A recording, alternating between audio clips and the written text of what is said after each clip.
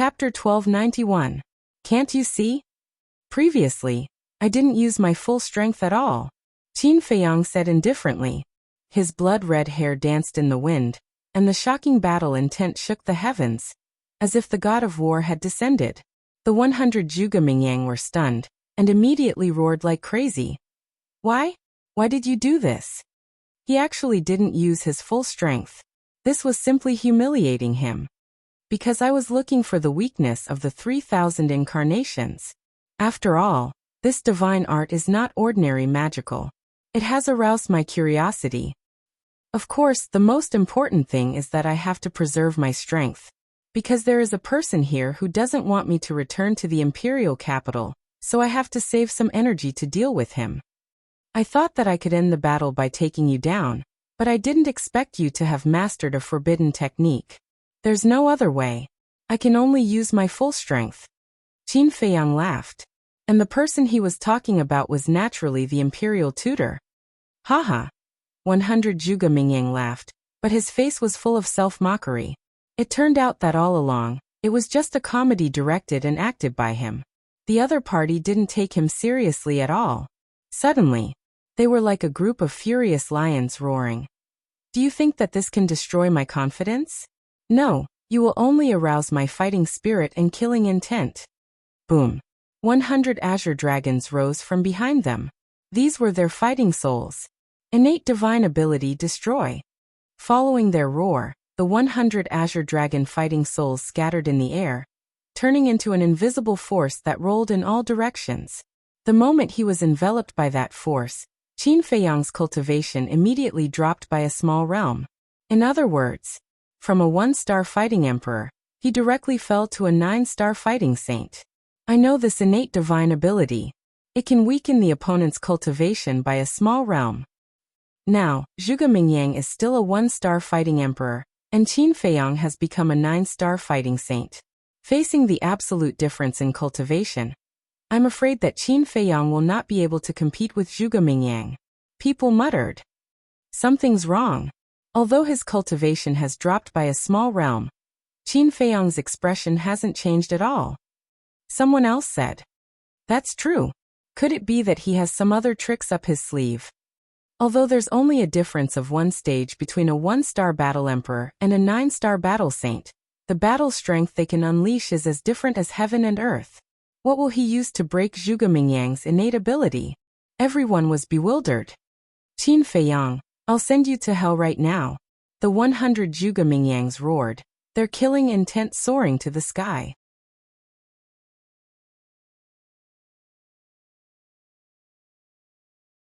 Qin Feiyang was seething with anger. However, the imperial preceptor turned a deaf ear. Because he knew that if he let Zhuge Mingyang fall into the hands of Qin Feiyang, Zhuge Mingyang would definitely die. So, no matter what, he couldn't let this happen. And he was also very confident in his own strength. Because he was a false god.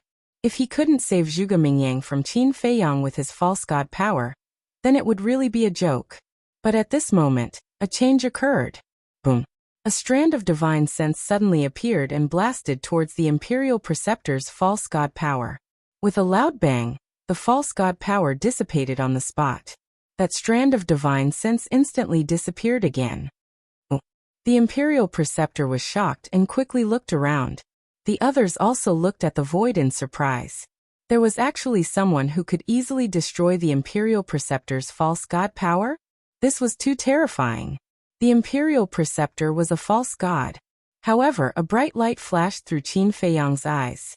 Although this strand of divine sense was like a flash in the pan, the aura it emitted gave him a very familiar feeling. That's right. It was Lu Xingqian. Ah! Suddenly, a blood-curdling scream rang out, jolting everyone awake.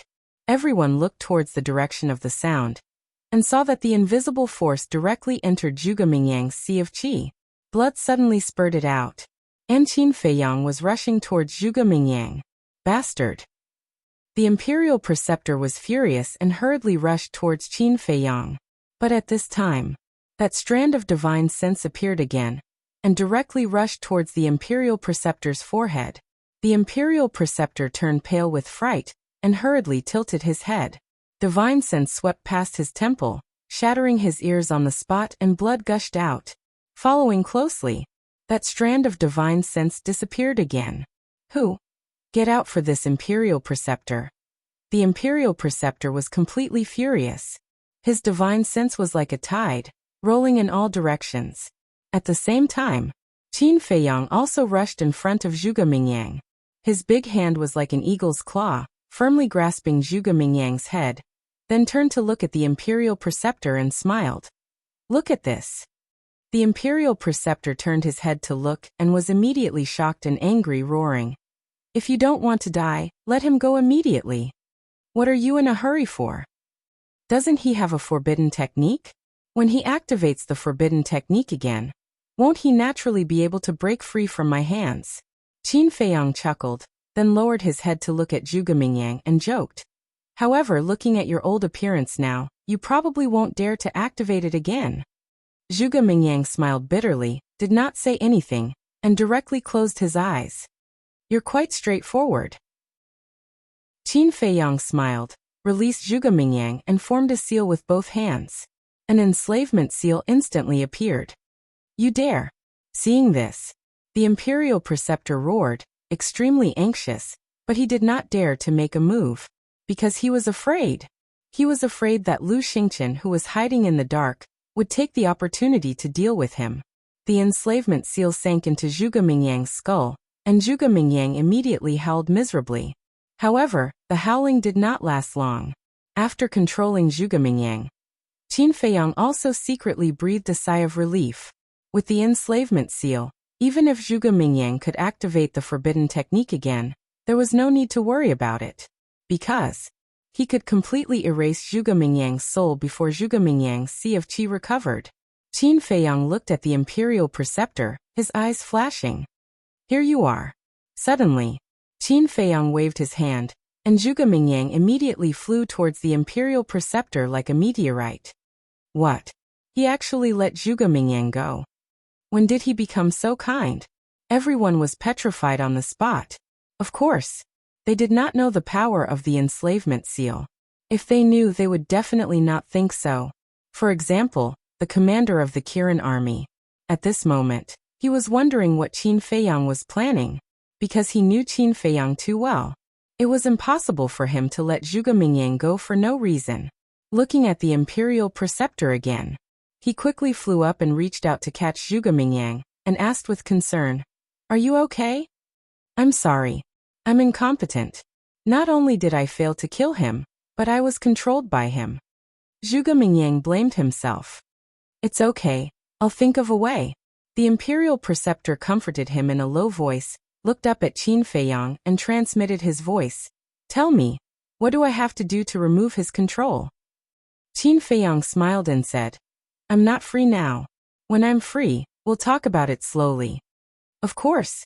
He also transmitted his voice secretly. "You..." The Imperial Preceptor was furious. He had already lowered his status. What else did he want? "I'm waiting for you in the throne room. You can't not come." Qin Feiyang glanced at the Imperial Preceptor indifferently and sneered secretly. Then he looked at Lei Bao, Wang Yangfeng, and the others and said, "Let's go." Lei Bao, Wang Yangfeng, and the others immediately flew toward Qin Feiyang. "Wait." The Imperial Preceptor seemed to have thought of something and suddenly transmitted his voice to Qin Feiyang. "Is there anything else?" Qin Feiyang asked without looking back. The Imperial Preceptor said in a deep voice, "Who was the person who secretly attacked just now?" "What do you think?" Qin Feiyang smiled mockingly. Instead of answering, he asked a question. A wisp of divine consciousness is so terrifying. His cultivation must be higher than mine, but as far as I know, there is no such person in the great Qin Empire. Who is he? Why did he help you? Chapter 1292. Qin Feiyang pondered for a while and said with a smile, "Because I have a good character. No matter where I go, I'll be able to meet noble people." Good character? The Grand Preceptor was furious. How could there be such a shameless person in this world? "Remember, I'll be waiting for you in the throne room." Qin Feiyang chuckled and left with Lei Bao, Wang Yangfeng, and the others. The Grand Preceptor and Zhuge Mingyang were too embarrassed to stay any longer. They opened a portal and left. The Kirin army commander also opened a portal and led a group of deputy commanders to the throne room. Zhuge Mingyang was completely defeated. Yeah, although Qin Feiyang didn't force him to kneel this time, he must be devastated after being defeated by Qin Feiyang twice in a row. I guess it'll be hard for him to walk out of Qin Feiyang's shadow in the future. Everyone sighed. Qin Feiyang was simply a monster. Wait, didn't he say he's going to the throne room? Someone asked in surprise. Yeah, I think he said he's going to the throne room. He hasn't caused enough trouble here. He wants to go to the imperial palace? With his character, it's normal for him to cause trouble. Isn't that so? I heard that he's destroyed the throne room twice. I wonder what he's going to do this time. Twice? This guy is really lawless. I really want to go to the imperial palace to have a look. Unfortunately, with our status, we don't even have the qualifications to enter the imperial palace. Everyone was discussing. At the same time, the throne room had entered a state of full alert. A group of deputy commanders of the Kirin army personally guarded both sides of the throne room's door. Inside the throne room, the emperor was wearing a dragon robe and a dragon crown. He sat on the dragon throne. An invisible emperor's aura filled the entire throne room. At this moment, there was no expression on his face. No one knew what he was thinking. The chief eunuch stood behind the emperor and looked at the throne room's door with a worried face. The commander of the Kirin army stood at the side of the dragon throne with a hint of worry in his eyes. It's Qin Feiyang. This is too much. He actually dares to openly walk in the sky above the imperial palace. He's simply looking down on His Majesty. Where does he think this is? The moment Qin Feiyang's group entered the airspace above the imperial palace, they attracted the attention of countless people. Eunuchs and palace maids. Invincible Black Army Kirin army. Even the emperor's 3,000 concubines ran out and looked at Qin Feiyang's group with fear on their faces. Although they didn't like Qin Feiyang's current behavior, they didn't dare to say anything. Young master, is this where you used to live? Wang Yongfeng and the others curiously sized up everything in the imperial palace. Yes, this is my home. However, over the years, every time I came back, I had to sneak around. Don't you think that's funny? Qin Feiyang mocked himself. It's all in the past. Wang Yongfeng and the others looked at each other and comforted him. That's right, it's all in the past. Qin Feiyang nodded. He raised his head and swept his gaze over the entire imperial palace. He clenched his fists and said, "From this moment onwards, this is my backyard. I can come and go as I please. No one can stop me." Lei Bao's eyes lit up and he said with a flattering smile, "Isn't that also my back garden?" Qin Feiyang rolled his eyes at him. Wang Yongfeng smiled and said, "The young master can say that, but you can't." "Why?" Lei Bao looked at him in confusion. "Because this is the imperial palace. If you say that, it's tantamount to rebellion," Wang Yongfeng said. Lei Bao glanced at Qin Feiyang and wondered, then can he say it? "Do you still need to ask? The young master is originally from here," Wang Yongfeng said helplessly. Soon, the imperial palace came into everyone's sight. Qin Feiyang walked to the top of the imperial palace and glanced at the deputy commanders. Then, he took a step forward and landed in front of the imperial palace. The group of deputy commanders immediately became nervous, afraid that Qin Feiyang would destroy the imperial palace again. Qin Feiyang smiled coldly and strode up the stairs. Lei Bao, Wang Yongfeng, and the others followed closely behind. Wait. But suddenly, a deputy commander blocked in front of Lei Bao, Wang Yongfeng, and the others. Qin Feiyang raised his eyebrows and turned to look at the deputy commander. The deputy commander's gaze trembled and he hurriedly bowed and said, "His Majesty has ordered that only you are summoned." Qin Feiyang said, "They are my subordinates. Wherever I go, they will naturally follow. Do you have any objections?" "I wouldn't dare." The deputy commander hurriedly shook his head. "Then get out of the way," Qin Feiyang shouted. The deputy commander looked helplessly at the other deputy commanders. However, the other deputy commanders didn't dare to say a word. They lowered their heads in extreme panic. All right, you have your duty. I won't make things difficult for you. However, if they don't go in, I won't go in either. Go and ask the emperor to come out and talk to me, Qin Feiyang said lightly. The deputy commander's expression changed and he hurriedly said, Your Highness, His Majesty is the emperor. Isn't this a little inappropriate? Are you challenging my patience? Qin Feiyang's gaze was slightly cold. I wouldn't dare, the deputy commander said fearfully.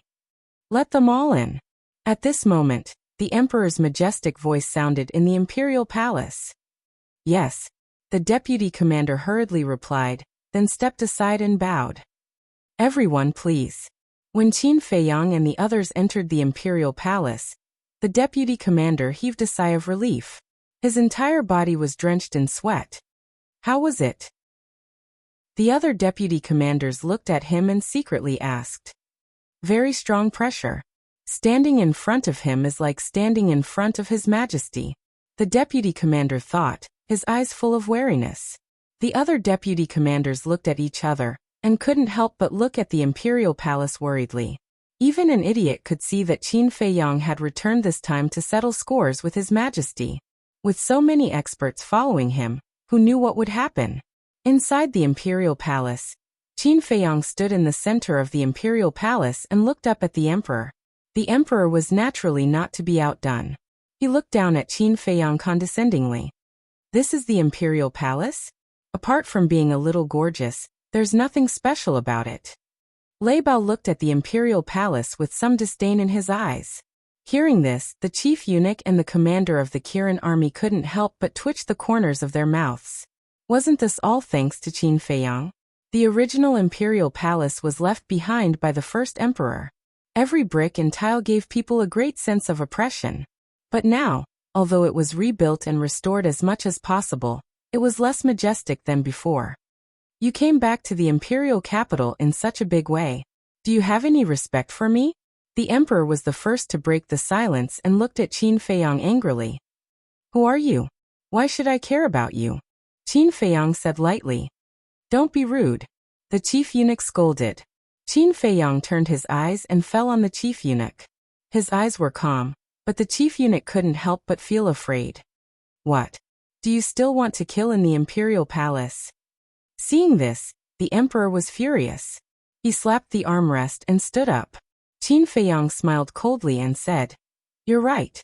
I really want to kill in the imperial palace. Bring him here.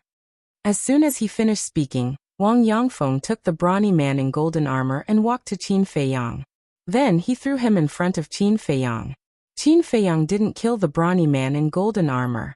He kept him for this moment. Your Majesty, save me. The brawny man in golden armor was terrified. He quickly knelt on the ground and looked helplessly at the emperor, calling for help.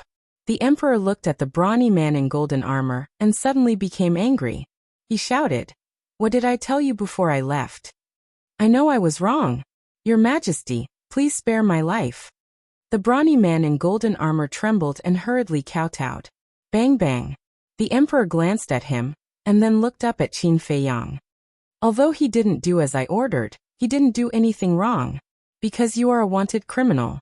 As the commander of the invincible Black Army, it is reasonable for him to arrest you. It is reasonable, Qin Feiyang murmured. His eyes suddenly surged with killing intent. He waved his hand and a red sword chi swept out with amazing killing intent.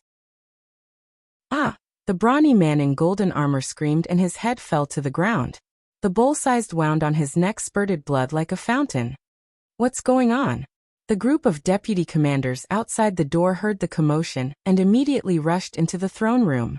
When they saw the brawny man in golden armor with his head separated from his body, their faces suddenly turned pale.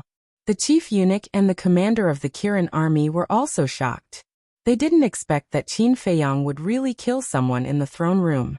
Qin Feiyang looked up at the emperor and said indifferently, He wanted to kill me. Is it reasonable for me to kill him now?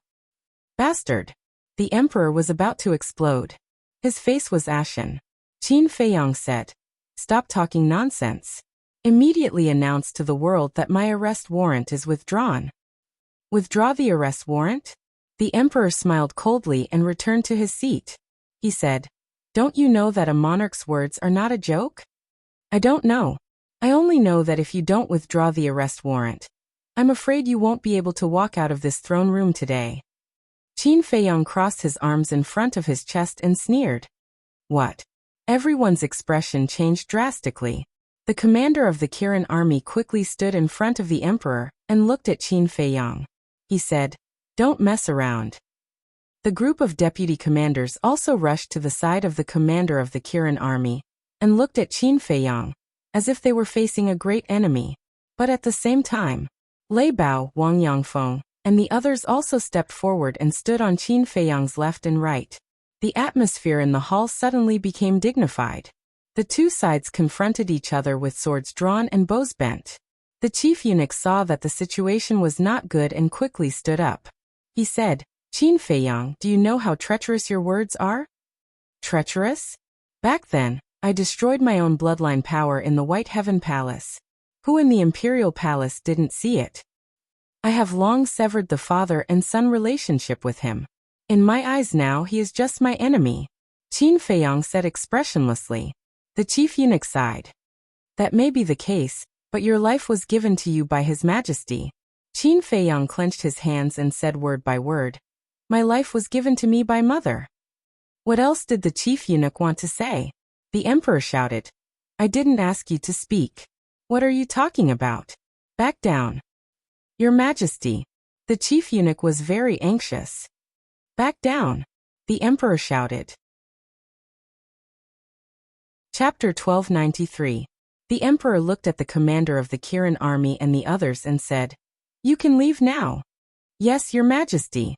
The commander of the Kirin army and the others responded respectfully and retreated to the side, but they were always vigilant. At this time, the emperor looked at Qin Feiyong and said expressionlessly, Do you dare to touch me? Qin Feiyong took a step forward, and the Chang Shui appeared and placed it on the emperor's neck. The sharp blade cut through the emperor's skin, causing blood to flow out. Qin Feiyong, don't be rash. The commander of the Kirin army shouted anxiously. The emperor didn't expect that Qin Feiyong would dare to attack him. Do you really think I don't dare? Qin Feiyong looked down at the emperor coldly, his eyes flashing with killing intent. Then do it. The emperor said. Qin Feiyong sneered and said, Are you looking for death? The emperor was silent. Not talking? Then let me guess, why are you looking for death? Do you feel guilty because you have done too many evil things? Qin Feiyong sneered. Enough. The commander of the Kirin army shouted angrily. Qin Feiyong, the imperial palace is not as simple as you think. If you dare to hurt His Majesty, I can guarantee that you will not leave here alive. Really? Qin Feiyong sneered and turned to the commander of the Kirin army and asked, Are you talking about the fake gods hiding in the back mountain? Yes. Any one of them will be enough to crush you into pieces. The commander of the Kirin army said in a deep voice. Unfortunately, their time is up.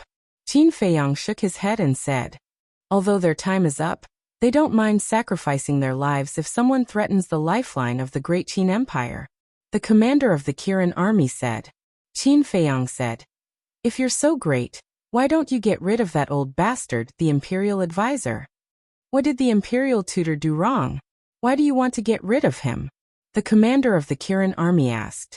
Qin Feiyong shook his head, his face full of sarcasm. Qin Feiyong, don't talk nonsense behind my back and slander me.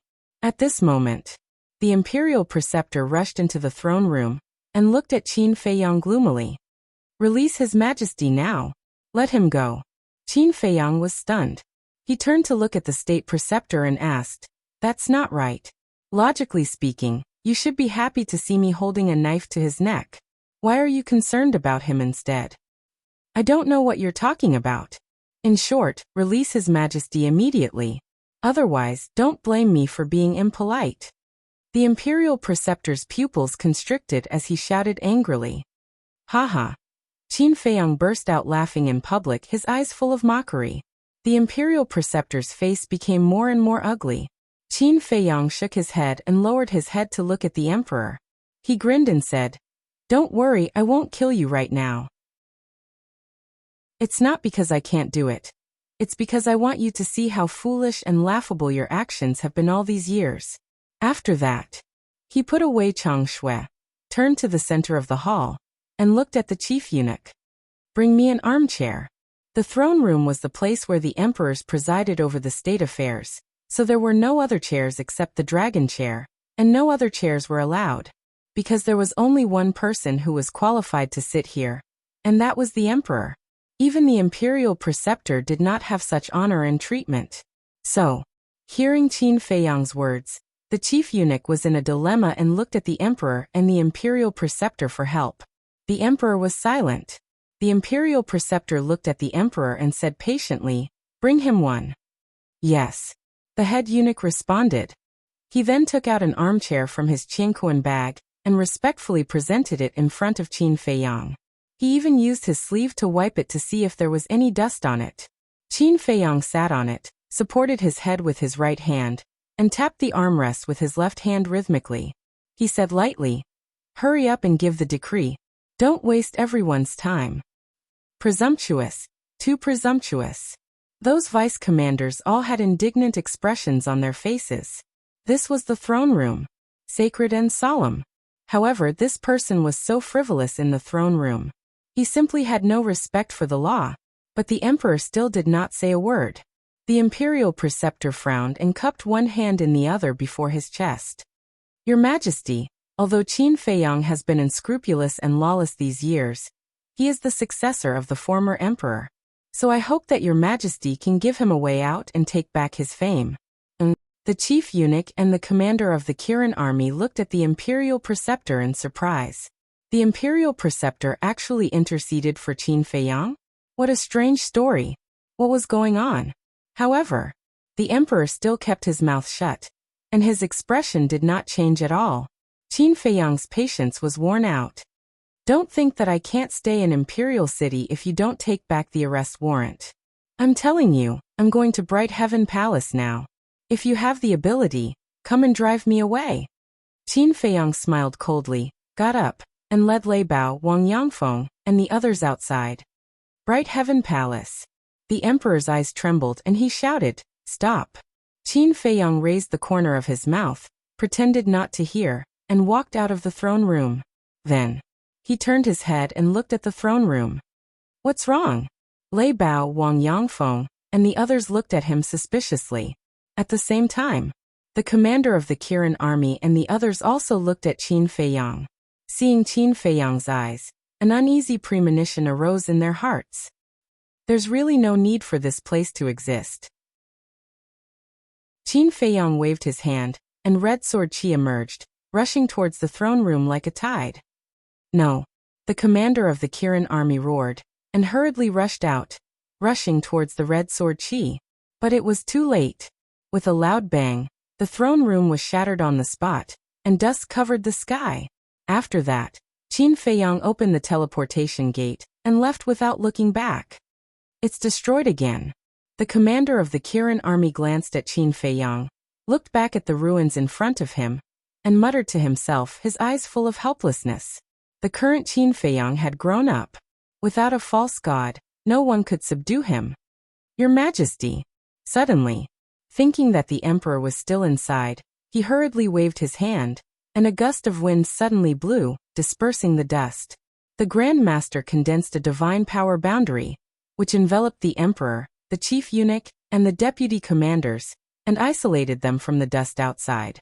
The emperor was still sitting on the dragon throne, but his face was extremely gloomy.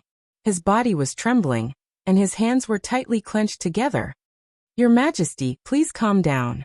The commander of the Kirin army hurriedly flew over and knelt on the ground. A deputy commander bowed and said, "Your Majesty, Qin Feiyang has repeatedly destroyed the throne room, and he deserves to be punished. Your Majesty, please immediately issue a decree, and order the Grand Master to personally lead people to arrest him." The Grand Master immediately raised his eyebrows and looked at the deputy commander with a touch of hostility in his old eyes. Zhuge Shenfeng was in Qin Feiyang's hands, and Zhuge Mingyang was also under Qin Feiyang's control. How dare he instigate the emperor to arrest Qin Feiyang? Wasn't this deliberately causing trouble for him? The emperor raised his head and looked at the Grand Master. The Grand Master's eyes trembled, and he cupped his hands and said, "Your Majesty, if you really issue a decree, I dare not disobey, but I think it's not the right time to attack Qin Feiyang. This is the third time, and it's not the right time to attack him. Do you want to wait until he destroys the entire imperial palace?" The deputy commander was so angry that he forgot that the person standing in front of him was the Grand Master of the imperial court. The Grand Master's eyes flashed with murderous intent, and he shouted, "Shut up! Do you have the right to speak here?" His voice was like thunder, and it passed into the deputy commander's ears. The deputy commander quivered, and a trace of panic crept up in his eyes. Only now did he realize that he was talking to the Grand Master. "If you dare to say one more word, don't blame me for being impolite." The imperial preceptor groaned coldly. Then he looked at the emperor and said, "Your Majesty, Qin Feiyang brought people and ferocious beasts. I'm sure you can see that they're all 9-star battle emperors." The emperor nodded. "Although there aren't many of them, including Lei Bao, there are only 19 9-star combat emperors, but I found that there was a mysterious expert secretly protecting him in the first district," the Grand Master said. The emperor frowned. The chief eunuch asked, "Grand Master, may I ask who the mysterious expert is?" "I don't know, but I'm sure that this person's strength is stronger than mine," the Grand Master said in a deep voice, and his face was full of seriousness. "What?" The chief eunuch's face suddenly changed. The emperor also stood up, and his face was full of disbelief. The Grand Master said, "I don't dare to say that." At that time, the commander and deputy commanders of the Kirin army also saw it with their own eyes, but this person never appeared, so no one knows who he is, and no one knows what he looks like. The emperor looked at the commanders of the Kirin army and the others. The commanders of the Kirin army nodded. The emperor's eyes darkened slightly, and he said, "So, this mysterious expert is his biggest reliance?" "That's right. So, I suggest that we first stabilize Qin Feiyang, and then make a long-term plan after we find out the identity of this mysterious expert," the Grand Master said. "I didn't expect it, I really didn't expect it. In just a few decades, this little bastard has not only cultivated so many 9-star combat emperors, but also found such a terrifying backer. I really regret not killing him when I crippled his cultivation," the emperor said sternly. "Things have already developed to this point. It's useless for your Majesty to regret. Let's first issue a decree to remove the arrest warrant. Also, let's hurry to the Bright Sky Palace. Maybe Qin Feiyang will harm the little prince." The Grand Master sighed. In fact, his heart was bleeding, because Wang Yangfeng and the others were cultivated by him, but now, they had become a sharp blade in Qin Feiyang's hand. "Fine." The emperor sighed helplessly, looked at the chief eunuch, and ordered, "Immediately go and announce to the world that I am benevolent and have forgiven Qin Feiyang for his past mistakes." "Yes, Your Majesty." The chief eunuch bowed and replied, "Commander of the Kirin army, take some people to rebuild the throne room." After saying that, the emperor opened the portal and went to the Bright Sky Palace. After the Grand Master watched the emperor leave, he turned his head and looked at the deputy commander, who had just contradicted him. The deputy commander's face turned pale, and he knelt on the ground, trembling. Seeing that the situation was not good, the commander of the Kirin army hurriedly went up and cupped his hands with a smile. "Lord Grand Master, he was too angry with Qin Feiyang just now. It was an unintentional mistake. I hope Your Majesty can forgive him." Chapter 1294. It wasn't until the teleportation gate dissipated that the vice commander's heart finally relaxed. He turned to the commander of the Kirin army and said gratefully, "Thank you for pleading for me, Commander." The commander of the Kirin army said, "Get up." "Yes." The vice commander nodded and stood up slowly, only to find that his legs had lost their strength. "You're paralyzed by this? How dare you offend him?" The commander of the Kirin army shook his head helplessly and pulled the vice commander up. "I didn't mean it." The vice commander felt wronged. The other vice commanders also surrounded him and looked at him with schadenfreude. The vice commander smiled bitterly and then frowned. "Commander, don't you think it's strange?" "Ahem." But without waiting for that deputy commander to finish speaking, The commander of the Chilan army gave a dry cough and turned his head to look at the head eunuch. He smiled and said, "Head eunuch, didn't His Majesty ask you to announce to the world? Why are you still standing here? Are you going to help us rebuild the throne room?" I'm going. The chief eunuch smiled embarrassedly, opened the portal, and left. Seeing the portal disappear, the commander of the Kiran army withdrew his gaze and looked at the vice commander. "Now tell me." You see, the grudge between the imperial advisor and Qin Feiyang is not known to others, but we know it very well. They will not stop until one of them is dead. But why did the imperial advisor protect Qin Feiyang in front of His Majesty? Is it really because of that mysterious powerhouse? If so, how do you explain the imperial advisor's hesitation in front of Qin Feiyang in the first district? You know, that mysterious powerhouse hadn't appeared at that time. The vice commander said. To be honest, the imperial advisor's behavior today is really strange. It's not his style at all. The other vice commanders nodded as well. The commander of the Kiran army said, "Actually, I also want to ask this question, but I can't figure it out." One of the vice commanders suddenly said, "Could it be that Qin Feiyang has something on the imperial advisor?" Don't say it. That's possible. Otherwise, why would he suddenly change? The group of vice commanders began to discuss this all at once. Blackmail. The commander of the Kiran army muttered to himself. Actually, that was what he thought as well. But he just couldn't figure out what kind of evidence could make the state preceptor so cautious. All right. Don't think too much. When the time comes, the truth will naturally be revealed to the world. The only thing I'm worried about now is whether Qin Feiyang and His Majesty will cause trouble in Bright Sky Palace again. The commander of the Kiran army looked in the direction of Bright Sky Palace, his face full of worry. Bright Sky Palace. This is my child's bedroom. What right do you have to chase us away?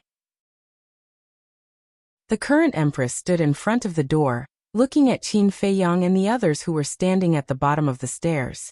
The guards guarding Dawn Heaven Palace also rushed over one after another, surrounding Qin Feiyang and company, as if facing a great enemy. What right do I have? Qin Feiyang smiled coldly and said, "This is my, Qin Feiyang's bedroom to begin with. What right do you have?" That was in the past. And now, you've been stripped of your position as a prince. What right do you have to stay in the imperial palace? The current empress roared like a shrew. You're talking about qualifications with me? Who do you think you are? Get lost right now, or don't blame me for being impolite. Qin Feiyang said coldly. The one who should get lost is you. Impolite to me. Try touching me if you have the ability. I'm the empress now. If you dare touch a single hair of mine, His Majesty won't let you off. The current empress shouted, not feeling any fear at all. Cripple her. Qin Feiyang's eyes turned cold. Lei Bao snickered, and a wisp of lightning power streaked across the sky like lightning, entering the current empress's abdomen. Ah! The current empress screamed immediately. Empress! The group of guards' expressions changed drastically, and they hurriedly pulled out the swords in their hands. Who dares to touch me? Qin Feiyang looked around, his eyes were as cold as the Grim Reaper's. Those guards felt as if they had fallen into an ice cellar, and their bodies were cold. No one dared to take a step closer. Qin Feiyang smiled disdainfully, looked at the current empress, and shouted, "Slap her." Wang Yangfeng immediately stepped forward and slapped the current empress's face. A bright red palm print immediately appeared. The current empress was stunned. Not only did he cripple her sea of qi, but he also slapped her in public? Qin Feiyang, I'm the mother of a country. How dare you let someone hit me? Are you rebelling? The next moment, she went crazy and screamed hysterically. You think you're worthy of being the mother of a country? Qin Feiyang's eyes were full of contempt and he shouted, "One is not enough. Continue until she can't scream."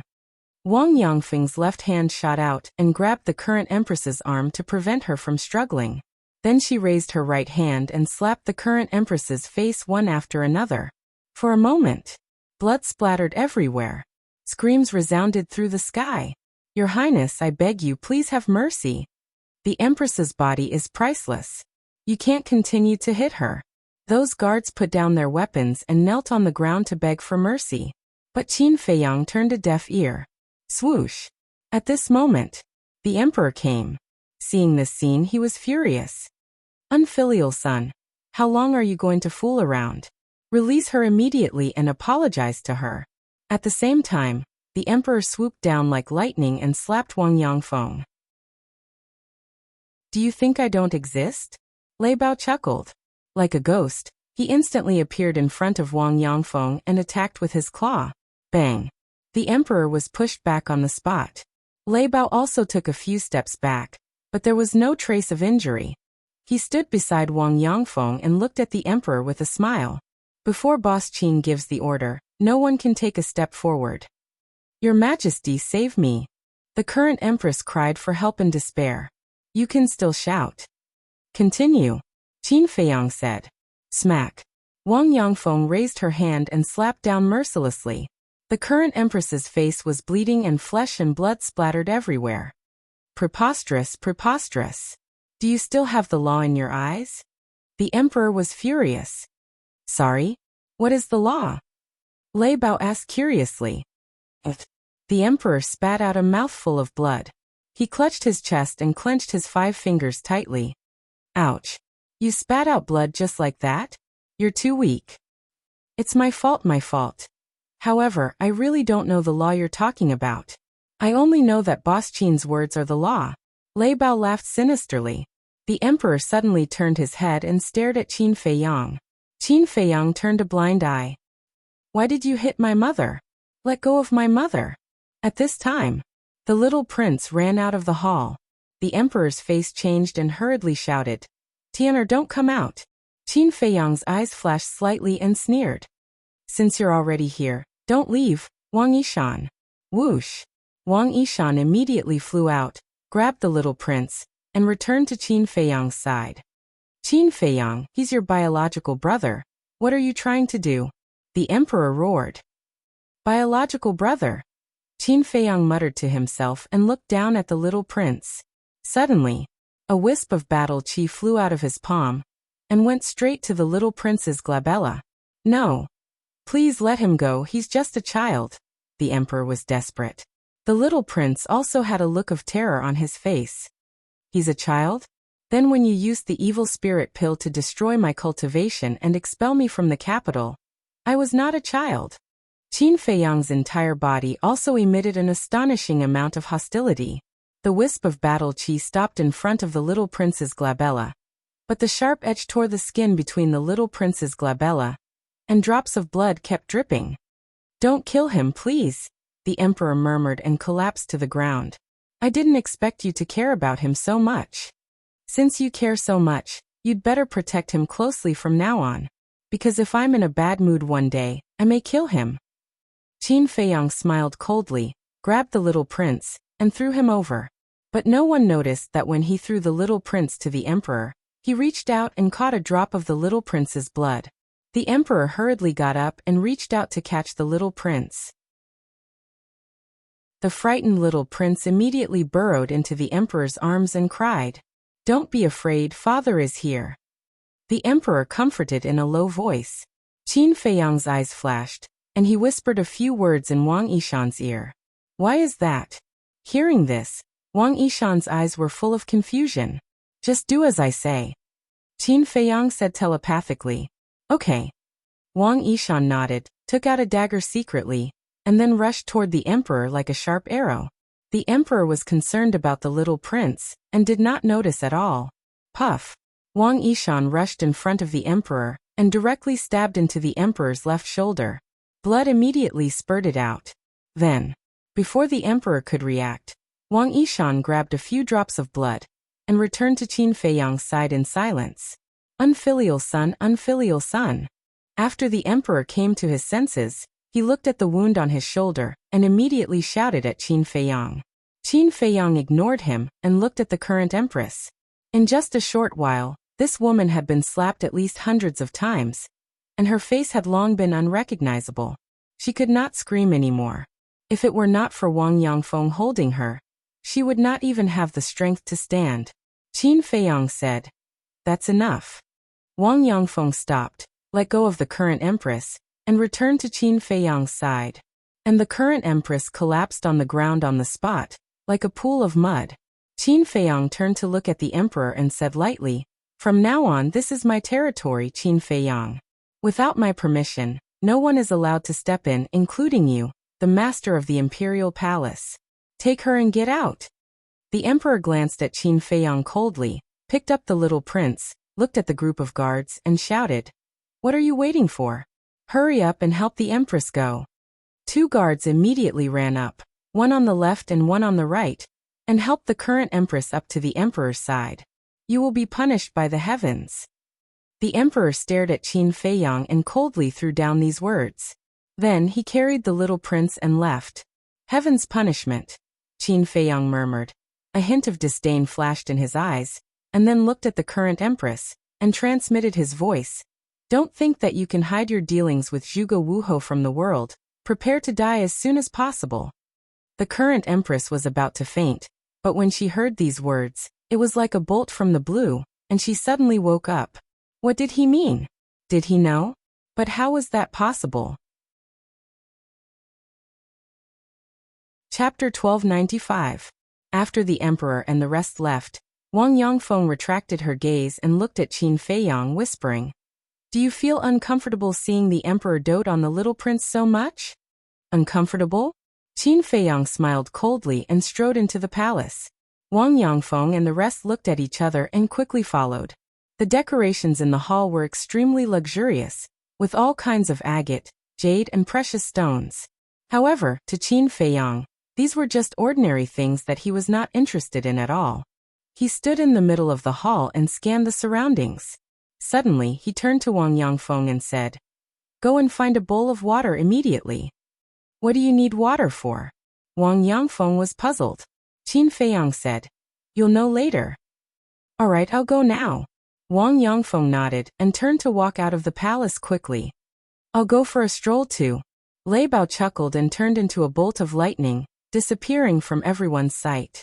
Wang Yishan said, "It won't go and cause trouble, right?" "It doesn't matter," Qin Feiyang said indifferently and walked to a chair, sitting down and lowering his head to ponder. In a short while, Wang Yongfeng returned with a bowl of water and brought it to Qin Feiyang. "Don't move it," Qin Feiyang said. "Okay." Wang Yongfeng nodded. "Phew." Qin Feiyang looked at the water in the bowl and took a deep breath. Then he raised his arm and opened his palm. A drop of blood appeared in front of everyone. Seeing that drop of blood, everyone couldn't help but be stunned. Dong. Qin Feiyang flipped his hand, and the blood fell into the bowl. Then he looked at Wang Yishan and said, "Put the blood in your hand in too." Okay. Wang Yishan came back to his senses and ran to Qin Feiyang. Then he waved his hand and the blood in his hand dripped into the bowl. "Whose blood is this?" Wang Yongfeng was surprised. "The emperor and the little prince," Qin Feiyang said. "The emperor? The little prince?" Everyone was slightly stunned. "I understand."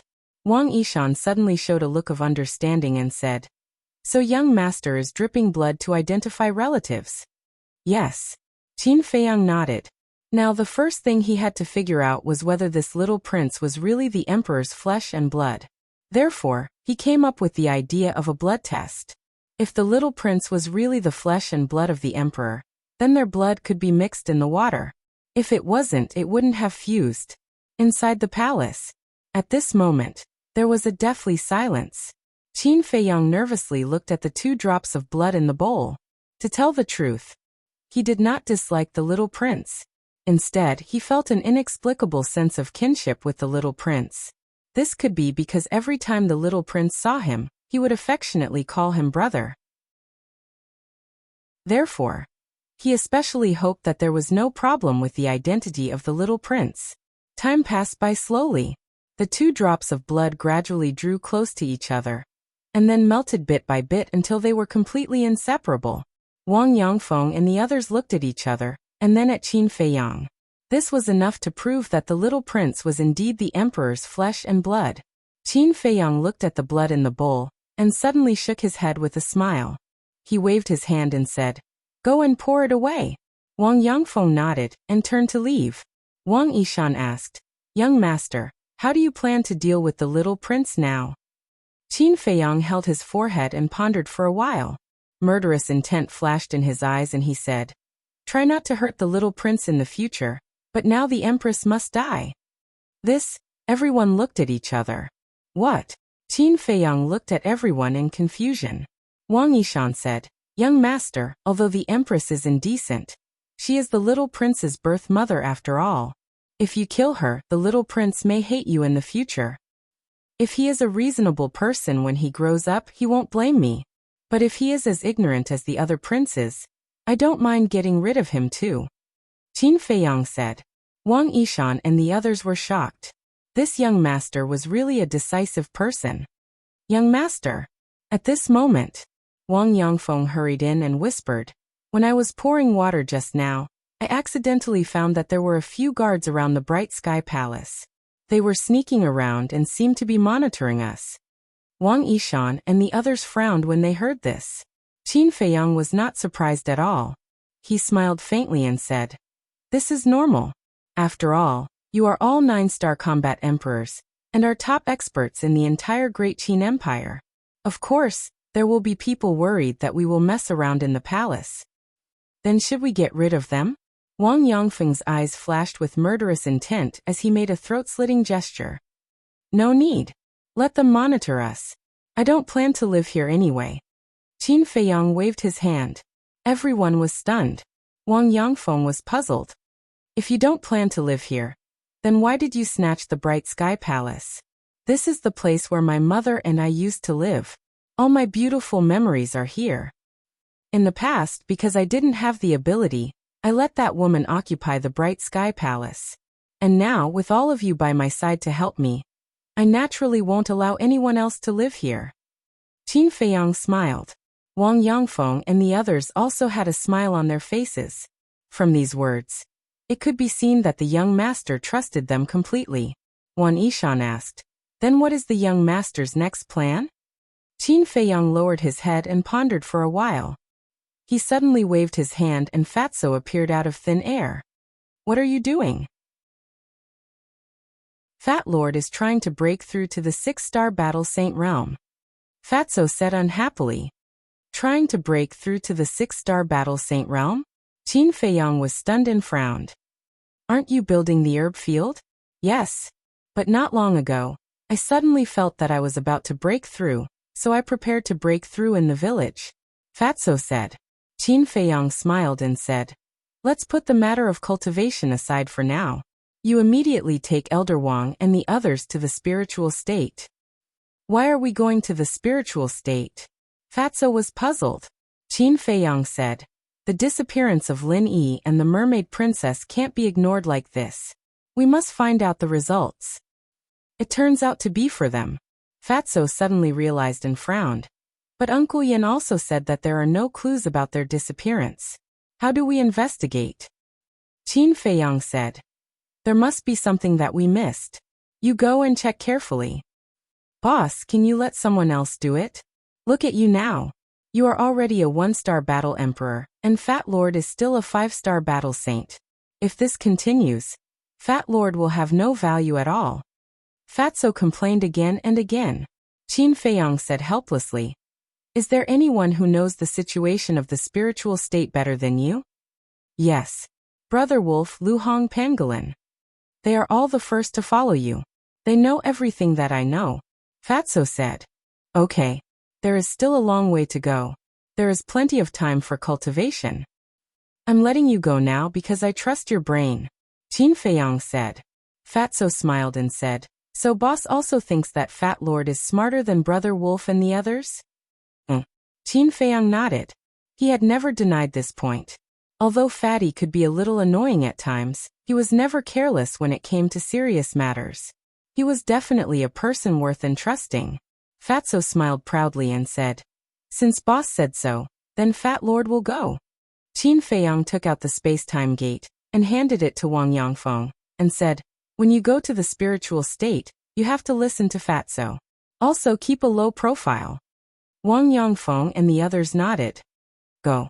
Qin Feiyang waved his hand. "Wait," Wang Yishan hurriedly said. "The imperial palace is full of danger. Should we leave a few people to protect you?" It's okay. Lei Bao is here. Besides, there are seahorses and seals in the ancient tower, as well as those 9-star monarch beasts. They can all help me. Qin Feiyang smiled. Okay then. Wang Yishan nodded. There was no shortage of powerhouses around the young master now. Boom. Wang Yangfeng waved his hand and his battle aura surged, opening the space-time gate. Then the group walked in without looking back. After the space-time gate disappeared, a white-clothed young man in the temple disciple uniform suddenly appeared in the main hall. It was Lu Xingqian. You finally came out. Qin Feiyang looked up at Lu Xingqian as if he already knew that Lu Xingqian was hiding here. He didn't look surprised at all. Lu Xingqian glanced around and sat next to Qin Feiyang. He shook his head and said, Your return this time is really surprising. Surprising? Qin Feiyang froze and asked, How so? Can you stop playing dumb? You're a smart person. How can you not know what I'm talking about? Lu Xingqian frowned. I really don't know.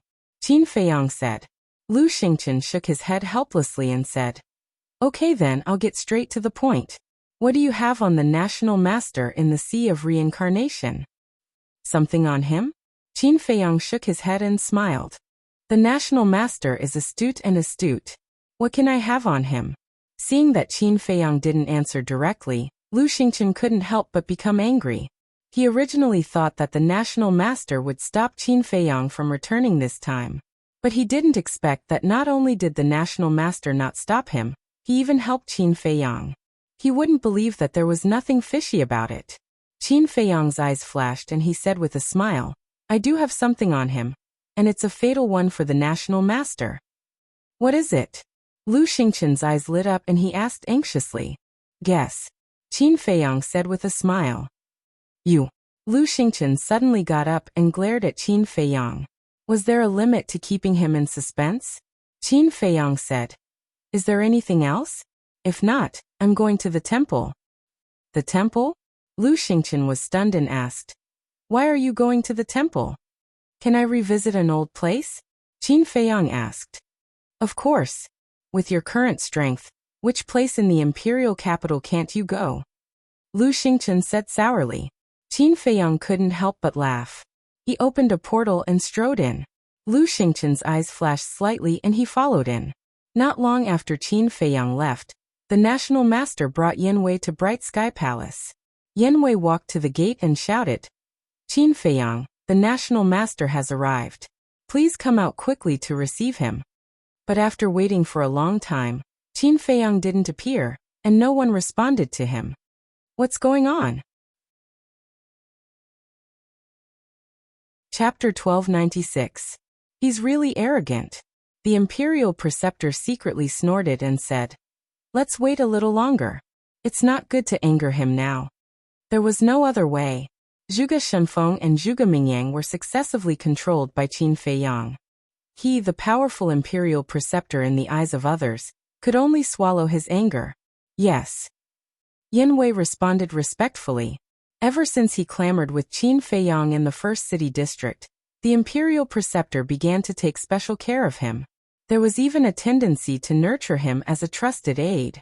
After waiting for a while, seeing that Qin Feiyang still hadn't come out, the Imperial Preceptor finally lost his patience and said angrily, You're going too far? Go in and take a look. Yanwei nodded and strode in. Soon. He hurriedly ran out again and looked at the Imperial Preceptor. He's not inside. Not inside. The Imperial Preceptor was stunned. Had he waited for half a day in vain? A burst of anger rose uncontrollably in his heart. Killing intent flashed in his eyes, and he said in a deep voice, I can't sit and wait for death like this. Yanwei's heart trembled, and he asked, Sir, what do you mean? The Imperial Preceptor said, Doesn't Qin Feiyang have a few good friends in the temple? Especially that woman called Ren Wushuang. Go and capture her. That's not good. His Majesty personally ordered that no one is allowed to harm anyone related to him within these 10 years. Yanwei said, Of course I know, but so what? As long as His Majesty doesn't know that we did it, isn't it fine? The Imperial Preceptor said, I understand. I'll do it right away. I guarantee that no one will know. Yen Wei smiled sinisterly, opened the portal and left. The imperial preceptor looked at the bright heaven palace, sneered and turned to leave. At the same time, the emperor's edict also spread in the imperial capital. Without a doubt, all the major cities were boiling. They didn't expect that the emperor would pardon Qin Feiyang. Good. Treasure Pavilion. Sun Dahai, who received the news, was overjoyed. Although Zhenbao Pavilion was also loyal to the emperor, as a businessman, he was most concerned about profits. Now that Qin Feiyang was pardoned, it meant that in the future his precious Treasure Pavilion would no longer have to worry about not having potential pills. Furthermore, he could no longer be secretive about auctioning the potential pill. Some were happy, while others were sad. For example, those who once had a grudge with Qin Feiyang had a worried look on their faces. For example, Marquis Qianwu. Back then, Qin Feiyang had killed his son, Feng Yun, and even caused a ruckus in the Marquis' estate. So he'd always harbored hatred towards Qin Feiyang. When he heard that Qin Feiyang had returned, he had wanted to meet the emperor to seek justice for him and avenge Feng Yun. However, he didn't expect that. Before he could enter the imperial palace, the emperor's decree of pardon came down. This was tantamount to shattering his hopes. There was also Lin Dian's father, who was also a marquis. Back then, Lin Dian followed the 13th prince and plotted against Qin Feiyang at the Black Dragon Lake. In the end, he was killed by Qin Feiyang. Therefore, Lin Dian's father also bore a grudge against Qin Feiyang. But when he heard the decree of pardon, he knew that it was impossible to avenge Lin Dian. Forget about the fact that there was no hope of revenge. What made them even more worried now was that based on their previous grudges, Qin Feiyang might take the initiative to find trouble with them. If Qin Feiyang had come back alone, with the foundation and strength of a martial marquis, there would be nothing to worry about. But the key point was, this time, Qin Feiyang had brought back more than a dozen 9-star combat emperors. Such a lineup was beyond their reach. So, now they were all very nervous. Temple. Look, isn't that Qin Feiyang? Didn't he go to the imperial palace? I heard that he destroyed the throne room again. What? Destroying the throne room once again? He's too bold. Isn't His Majesty going to do something about it? Do something about it? Tell me, what does His Majesty have to do about it? Could it be that he wants to gather the experts of the imperial palace and fight with him? That's not realistic. This will only hurt both sides. It won't benefit anyone. That's true. But now, why did he come to the temple? The person beside him seems to be Lu Xingqian, right? The relationship between the two is indeed not ordinary. The disciples of the temple ran out one after another, and discussed animatedly. Qin Feiyang saw all of this, but he didn't pay any attention to it. He silently walked in the air above the shrine, looking at everything that was familiar to him. The past involuntarily surfaced in his mind, as if it had just happened yesterday. After you left, there weren't many changes here, but seeing that you're back, those martial marquis disciples should be very nervous now. Lu Xingqian laughed. I'm not interested in them. Qin Feiyang said lightly. Then why did you return to the temple? Lu Xingqian frowned. Qin Feiyang said with a faint smile. I just wanted to come back for a walk and meet some old friends. Old friends? Lu Xingqian was slightly taken aback and whispered, speaking of this, I think of a few people. Who? Qin Feiyang asked. Lu Xingqian said. Didn't I tell you last time that Ling Yu, Feng Ranran, Luodan, and Zhao Yu disappeared inexplicably? And now Tan Wu and Dong Zhengyang are also missing. Qin Feiyang was shocked and stopped in his tracks. He turned to look at Lu Xingqian and frowned. When did this happen? Just after you picked up Ren Wushuang and Old Master Ren. Lu Xingqian said. Qin Feiyang said. You know that Ren Wushuang and Old Master Ren were picked up by me. Xinmei told me. Lu Xingqian said. This silly woman. Qin Feiyang sighed inwardly and took a step forward. As he walked, he lowered his head and pondered. Tan Wu's disappearance, without thinking, was definitely related to Uncle Yuan. But Dong Zhengyang's disappearance made him somewhat puzzled. At that time in the Sea of Reincarnation, Dong Zhengyang accompanied Ren Wushuang to visit him. He also sincerely urged Dong Zhengyang to stay, but Dong Zhengyang did not stay. At that time, he thought that Dong Jungyang did not want to stay by his side because of the complicated relationship between them. But now, it seemed that this was not the case. Wait a minute. It couldn't be related to Uncle Yuan, right? He remembered that Tan Wu said in the Magic Dragon Mountain Range that Uncle Yuan had been helping him cultivate a force. Could this Dong Jungyang also be the target of Uncle Yuan's training? But it shouldn't be. Uncle Yuan should be clear about the grudge between Dong Jungyang and him. Moreover, if Dong Jungyang really followed Uncle Yuan, then why didn't Dong Jungyang directly tell him? It was not like that. Dong Jungyang's disappearance had nothing to do with Uncle Yuan. Very soon, Qin Feiyang rejected the previous idea, because Dong Jungyang knew about his relationship with Uncle Yuan.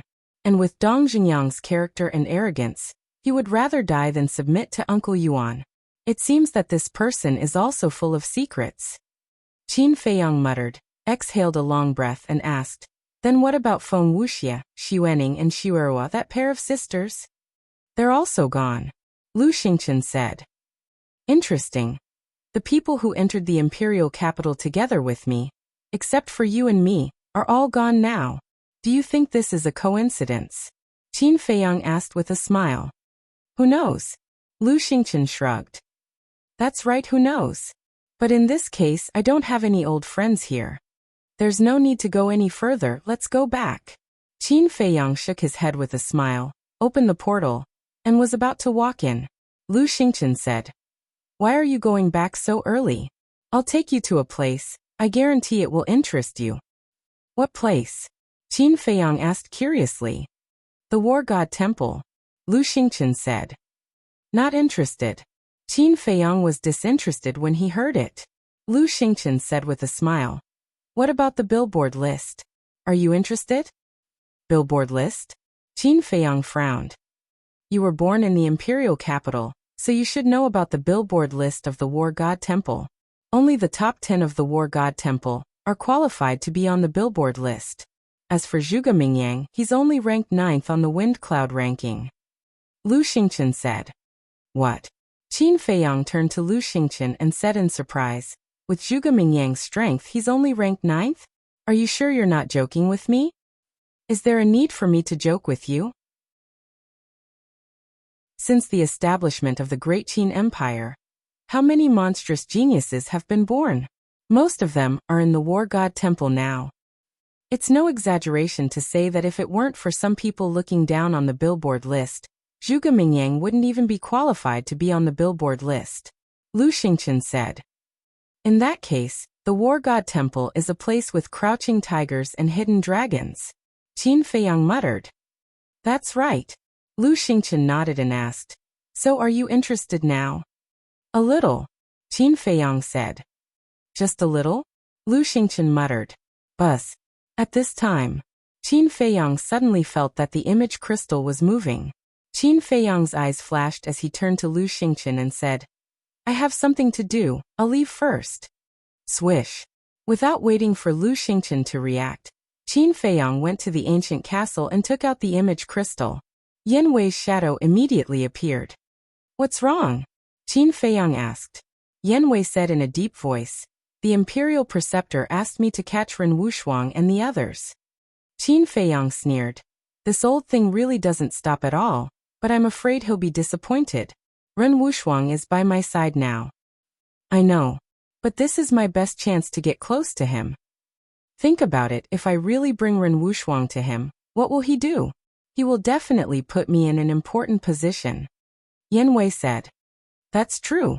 Qin Feiyang nodded, lowered his head and pondered for a while, then looked at Yan Wei and said, however, I can't let Ren Wushuang take the risk. Then won't I have to return empty-handed? Yan Wei frowned. No. I thought of someone. Qin Feiyang said, his eyes flashing. Who? Yan Wei asked. Shen Mei. Qin Feiyang said. Her? Isn't she Ren Wushuang's friend? Will Ren Wushuang blame you for doing this? Yan Wei frowned. I'm doing this for Shen Mei's sake, because I want to test whether Lu Xingqian really likes Shen Mei. If he does, he will definitely try to rescue Shen Mei. And with his ability, it's easy for him to rescue Shen Mei. Besides, don't we have you?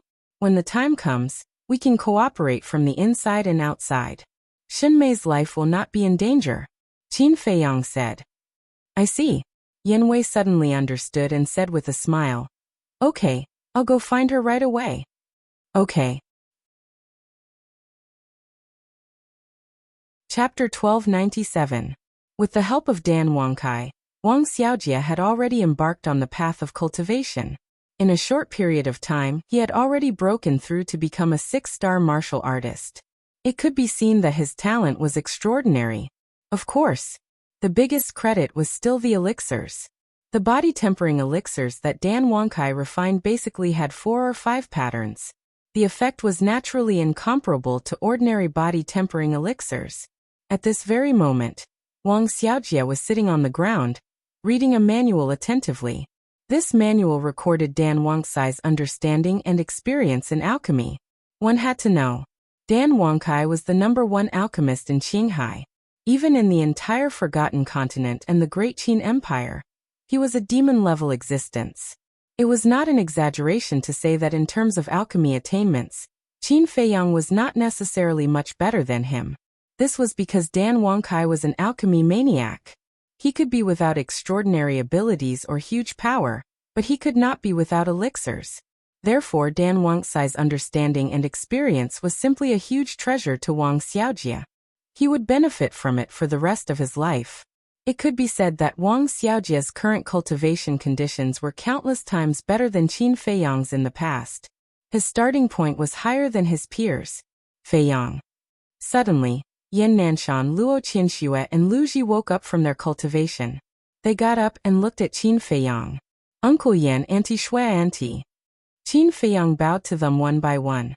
These 3 were the elders that he respected the most, especially Luo Qianxue and Lu Ji. Besides respecting them, he felt guilty and blamed himself in his heart. Lu Ji stepped forward and grabbed Qin Feiyang's hand. She smiled and said, Feiyang, there's something that I want to discuss with you. Auntie, please go ahead. Qin Feiyang smiled and said, Look, we're already at this age. We feel that there's no point in cultivating. We might as well enjoy life. Therefore, we've decided to go to your ancient pagoda and spend the rest of our lives with old Master Run and the villagers. Lu Ji smiled and said, Yeah. Right now, it's the world of you young people. Us old fellows can't interfere at all. Instead of making you worry and dragging you down, it's better to go to the castle and enjoy the rest of my life. Yan Nanshan and Luo Qianxue also nodded and smiled. Thank you, Uncle Yan. Thank you, Aunt Shui. Thank you, Auntie. Qin Feiyang looked at the 3 of them gratefully and bowed deeply. The 3 of them had made this decision out of consideration for him, because in this way, he wouldn't have any worries and could boldly wander the outside world. Silly child. We should be the ones thanking you. If it weren't for you taking care of us all these years, I'm afraid we would have already turned into a pile of yellow soil. How could we still have the peaceful life we have now? The 3 shook their heads and laughed. Qin Feiyang said, Although you are not my parents, I still regard you as my parents, so this is what I should do. The 3 of them smiled at each other. Yan Nanshan smiled and said, We are already very satisfied that you have such intentions. All right, send us to the ancient pagoda. To be honest, we are very curious about that place. Okay. Qin Feiyang nodded and personally led the 3 of them to the ancient pagoda. It's so big? Looking at the endless mountains and rivers, the 3 of them were immediately dumbfounded. A space divine item actually had such a large space? Qin Feiyang smiled and said, When I first saw it, I was also very surprised. You're here. At this moment, Lu Hong flew up and greeted Qin Feiyang with a smile. Then she looked at Yan Nanshan and the other 2 and bowed. Uncle Yan, Aunt Shui, Aunt Lu Ji. Yan Nanshan smiled and said, Little girl, you're getting more and more beautiful. Lu Hong blushed. Yan Nanshan shook his head and smiled. It must be very tiring to build the herb field. Later, we will all stay to help you. This, Lu Hong was stunned and looked at Qin Feiyang. Qin Feiyang smiled and said, The 3 of you will stay here to enjoy the rest of your life. What elderly? Do you know how to talk? Are we very old? Luo Qianxue pretended to be angry. Qin Feiyang was stunned and hurriedly waved his hand. Not old, not old. With your looks and energy, even those 17 or 18-year-old young people can't compare. Nonsense. The three of them rolled their eyes, but their faces were full of smiles. Yin Nanshan waved his hand and said, "Okay, go do your work. We will help to take care of the herb field. Then I'll have to trouble you." Qin Feiyang smiled and looked at Lu Hong. "Where are you going to build the herb field?" "Just outside the village. I'm mainly thinking about the people in the village. It will be more convenient for them when they need herbs," Lu Hong said. "Okay." Qin Feiyang nodded and took out the tree of creation and the divine infant tree. He said, "I originally planned to plant the tree of creation in the village, but since you built the herb field outside the village, then I will plant it in the herb field."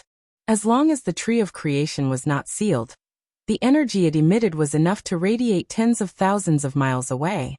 Moreover, as the tree of creation continued to grow, the area it radiated would also increase. Therefore, even if it was not planted in the village, the people in the village could also enjoy the benefits of the tree of creation. He was also looking forward to how many geniuses would be born here in the future. Okay. Lu Hong took the tree of creation and the divine infant tree. "Right, there's also this." Qin Feiyang waved his hand and an ice sculpture appeared. It was Zhuge Shunfeng. "Why did you bring him here?" Even if Zhuge Shunfeng was in a self-sealing state, Lu Hong could not help but feel nervous. Qin Feiyang said, "The space in the ancient castle is too small. It takes up space." "Then where are we going to put him now?" "In the village." "Of course not. There are so many children in the village. What if we accidentally wake him up?" Lu Hong was worried. "Definitely not in the village." Qin Feiyang shook his head and pondered for a while. He said, "Later, take him to the forbidden area of the cemetery. There is a black panther guarding it. The children in the village can't get close." "Okay." Lu Hong nodded. "Okay then, you guys go ahead." Qin Feiyang smiled and left the ancient tower, appearing in the sky above the temple. He has appeared again. Although he used to be a disciple of the temple, he is no longer one. But he still dares to do whatever he wants in the temple. This guy's courage is really not something ordinary people can compare to. Don't worry, he won't be proud for long, because Zhuge Mingyang will not let this go. Although Zhuge Mingyang is not his opponent, don't forget that there are many people in the War God Temple who have a close relationship with Zhuge Mingyang. The disciples below whispered, their eyes full of sneers. "Where is Lu Xingqian?" At the same time, Qin Feiyang scanned the void suspiciously. Why was Lu Xingqian missing? He couldn't have received the news that Shinmei had been kidnapped so quickly, right? Just as he was about to open the portal and leave, Lu Xingqian appeared out of thin air and frowned. "What are you busy with? I've been waiting for you for so long." Qin Feiyang said calmly. "I want to ask you the same thing. Where did you go just now?" Lu Xingqian's eyes flashed slightly, and he smiled faintly. "I had something to do, so I went back to the alchemy room." "I see." Qin Feiyang smiled and said, "Let's go, we haven't drunk together in a long time. Let's go to the Fragrant Moon Pavilion and have a few drinks." Lu Xingqian was stunned and asked, "Aren't we going to the War God Temple?" "Why are we going to the War God Temple?" Qin Feiyang was puzzled. Lu Xingqian frowned and said, "There are so many experts in the War God Temple. Aren't you interested at all?" "It's their business if they are strong. As long as they don't provoke me, why should I care about them?" "Wait. Why do I feel that something is wrong? From the beginning, you've been urging me to go to the War God Temple. Tell me honestly, are you plotting something again?" Qin Feiyang looked coldly at Lu Xingqian. "Am I?" Lu Xingqian asked calmly. "Stop pretending. How many years have we known each other? Do you think I don't know what you're thinking?" Qin Feiyang looked at him with disdain. "Then tell me, what am I thinking right now?" Lu Xingqian joked. The War God Temple is filled with experts and can be considered the cornerstone of the great Qin Empire. If I'm not wrong, you're urging me to go to the War God Temple because you want me to find out how deep the War God Temple's waters are. There's a good saying, know yourself and know your enemy, and you'll be victorious in 100 battles. Knowing the true foundation of the War God Temple, You'll be able to make sufficient preparations in advance when you want to destroy the great Qin Empire. Qin Feiyang said. Brother Qin, you're really smart. Lu Xingqian shook his head and smiled. That's right, that's what I'm thinking. It would be best if you can kill some monsters while you're at it. Qin Feiyang said. So tell me, why should I do something that harms others without benefiting myself? How can this be called harming others without benefiting yourself? You and the Emperor will meet on the battlefield sooner or later. At that time, these people will be your biggest obstacles. So, if you can get rid of some of them now, it will definitely be beneficial for you in the future. Lu Xingqian said. That seems to make sense. Qin Feiyang nodded. Then shall we go now? Lu Xingqian was overjoyed and asked with a smile. No. Qin Feiyang shook his head. If it makes sense, then why not? The smile on Lu Xingqian's face froze as he asked in confusion. Qin Feiyang smiled playfully and asked, Who said that I have to go if it makes sense? Lu Xingqian's face twitched fiercely. This bastard. Why doesn't he play by the rules? There's still a long way to go. We'll talk about the War God Temple later. It's rare that I'm in the mood today. Let's go and have a few drinks. Qin Feiyang opened the portal and dragged Lu Xingqian toward it. Okay. I can walk by myself. I really have to hand it to you. I don't know what you're thinking. Lu Xingqian looked at him helplessly and entered the portal. Qin Feiyang. I'll wait for you at the War God Temple. Come and fight with me quickly. But at this moment, a loud voice rolled out from the depths of the temple like thunder. Qin Feiyang raised his eyebrows and turned to look into the depths of the temple. Lu Xingqian smiled and immediately exited the portal. Standing beside Qin Feiyang, he looked into the depths of the temple and said with a smile, It seems that someone doesn't want you to leave. Is that so? Chapter 1298. The people from the War God Temple are so fast. I wonder who it is that is challenging Qin Feiyang? Do you think Qin Feiyang will accept the challenge? Is there a need to ask? With his arrogant personality, he will definitely accept the challenge. The disciples below were in an uproar. Looking at Qin Feiyang, the schadenfreude in his eyes was undisguised. Although Qin Feiyang had brought many experts with him, Qin Feiyang's cultivation was only a one-star combat emperor. In the War God Temple, a one-star combat emperor was nothing. Even if he defeated Zhuge Mingyang, there were countless people who were stronger than Zhuge Mingyang in the War God Temple. Lu Xingqian smiled and said, Brother Qin, this person is so arrogant. How can we tolerate it? Then do you know who the person who's shouting is? Qin Feiyang asked. Lu Xingqian pondered and said, Judging from his voice, it seems to be Zhuge Jinghong, ranked 10th on the Fengyun list. Zhuge Jinghong? Qin Feiyang frowned. Lu Xingqian said, You might not be familiar with this Zhuge Jinghong, but if we are talking about Zhuge Nanhua, then you definitely know him. Zhuge Nanhua. Qin Feiyang's eyes flashed coldly. Of course he knew this Zhuge Nanhua. Not only was he the confidant of the imperial master, he was also Zhuge Mingyang's great-grandfather. Now he was guarding the pagoda on behalf of Old Man Qin, guarding the teleportation altar. Qin Feiyang asked suspiciously, What is the relationship between Zhuge Jinghong and Zhuge Nanhua? Zhuge Jinghong is Zhuge Nanhua's adopted son. It is said that his background is very miserable, but he is very talented. Under Zhuge Nanhua's nurturing, he is now an 8-star combat emperor. Lu Xingqian said. 8-star combat emperor. Qin Feiyang's eyes trembled as he frowned and said, Since he is an 8-star combat emperor, he must be stronger than Zhuge Mingyang. However, why is he ranked behind Zhuge Mingyang? Do you still need to ask? Of course it's to take care of Zhuge Mingyang. After all, he is the genius of the Zhuge family. Lu Xingqian said. Will the others agree to Zhuge Mingyang dominating the billboard? Qin Feiyang frowned. You still don't know, right? Half of the people on the billboard are from the Zhuge clan. Zhuge Xingfeng, who is ranked number 1, has even reached the 9-star combat emperor realm. It is said that he is the number 1 person in the War God Temple. Say, with Zhuge Xingfeng here, who would dare to touch Zhuge Mingyang? Lu Xingqian sneered. Zhuge Xingfeng, Qin Feiyang murmured. He did not expect the Zhuge family to be so powerful. What do you think? Are you interested now? Lu Xingqian asked. Qin Feiyang smiled and said, being interested is one thing, going or not is another. Come drink with me first. Drink. Lu Xingqian raised his eyebrows. Zhuge Xingfeng had openly issued a challenge, yet he did not accept it? Has this guy changed his personality? Qin Feiyang, don't be a coward. I will wait for you at the fighting arena. Zhuge Jinghong's voice boomed once again, filled with an insufferably arrogant tone. Brother Qin, he has already said so. Can you still bear it? Lu Xingqian said. Qin Feiyang sighed helplessly and said, even if I can't bear it, I have to. After all, you said that he is an 8-star combat emperor. How can I, a mere 1-star combat emperor, be his opponent?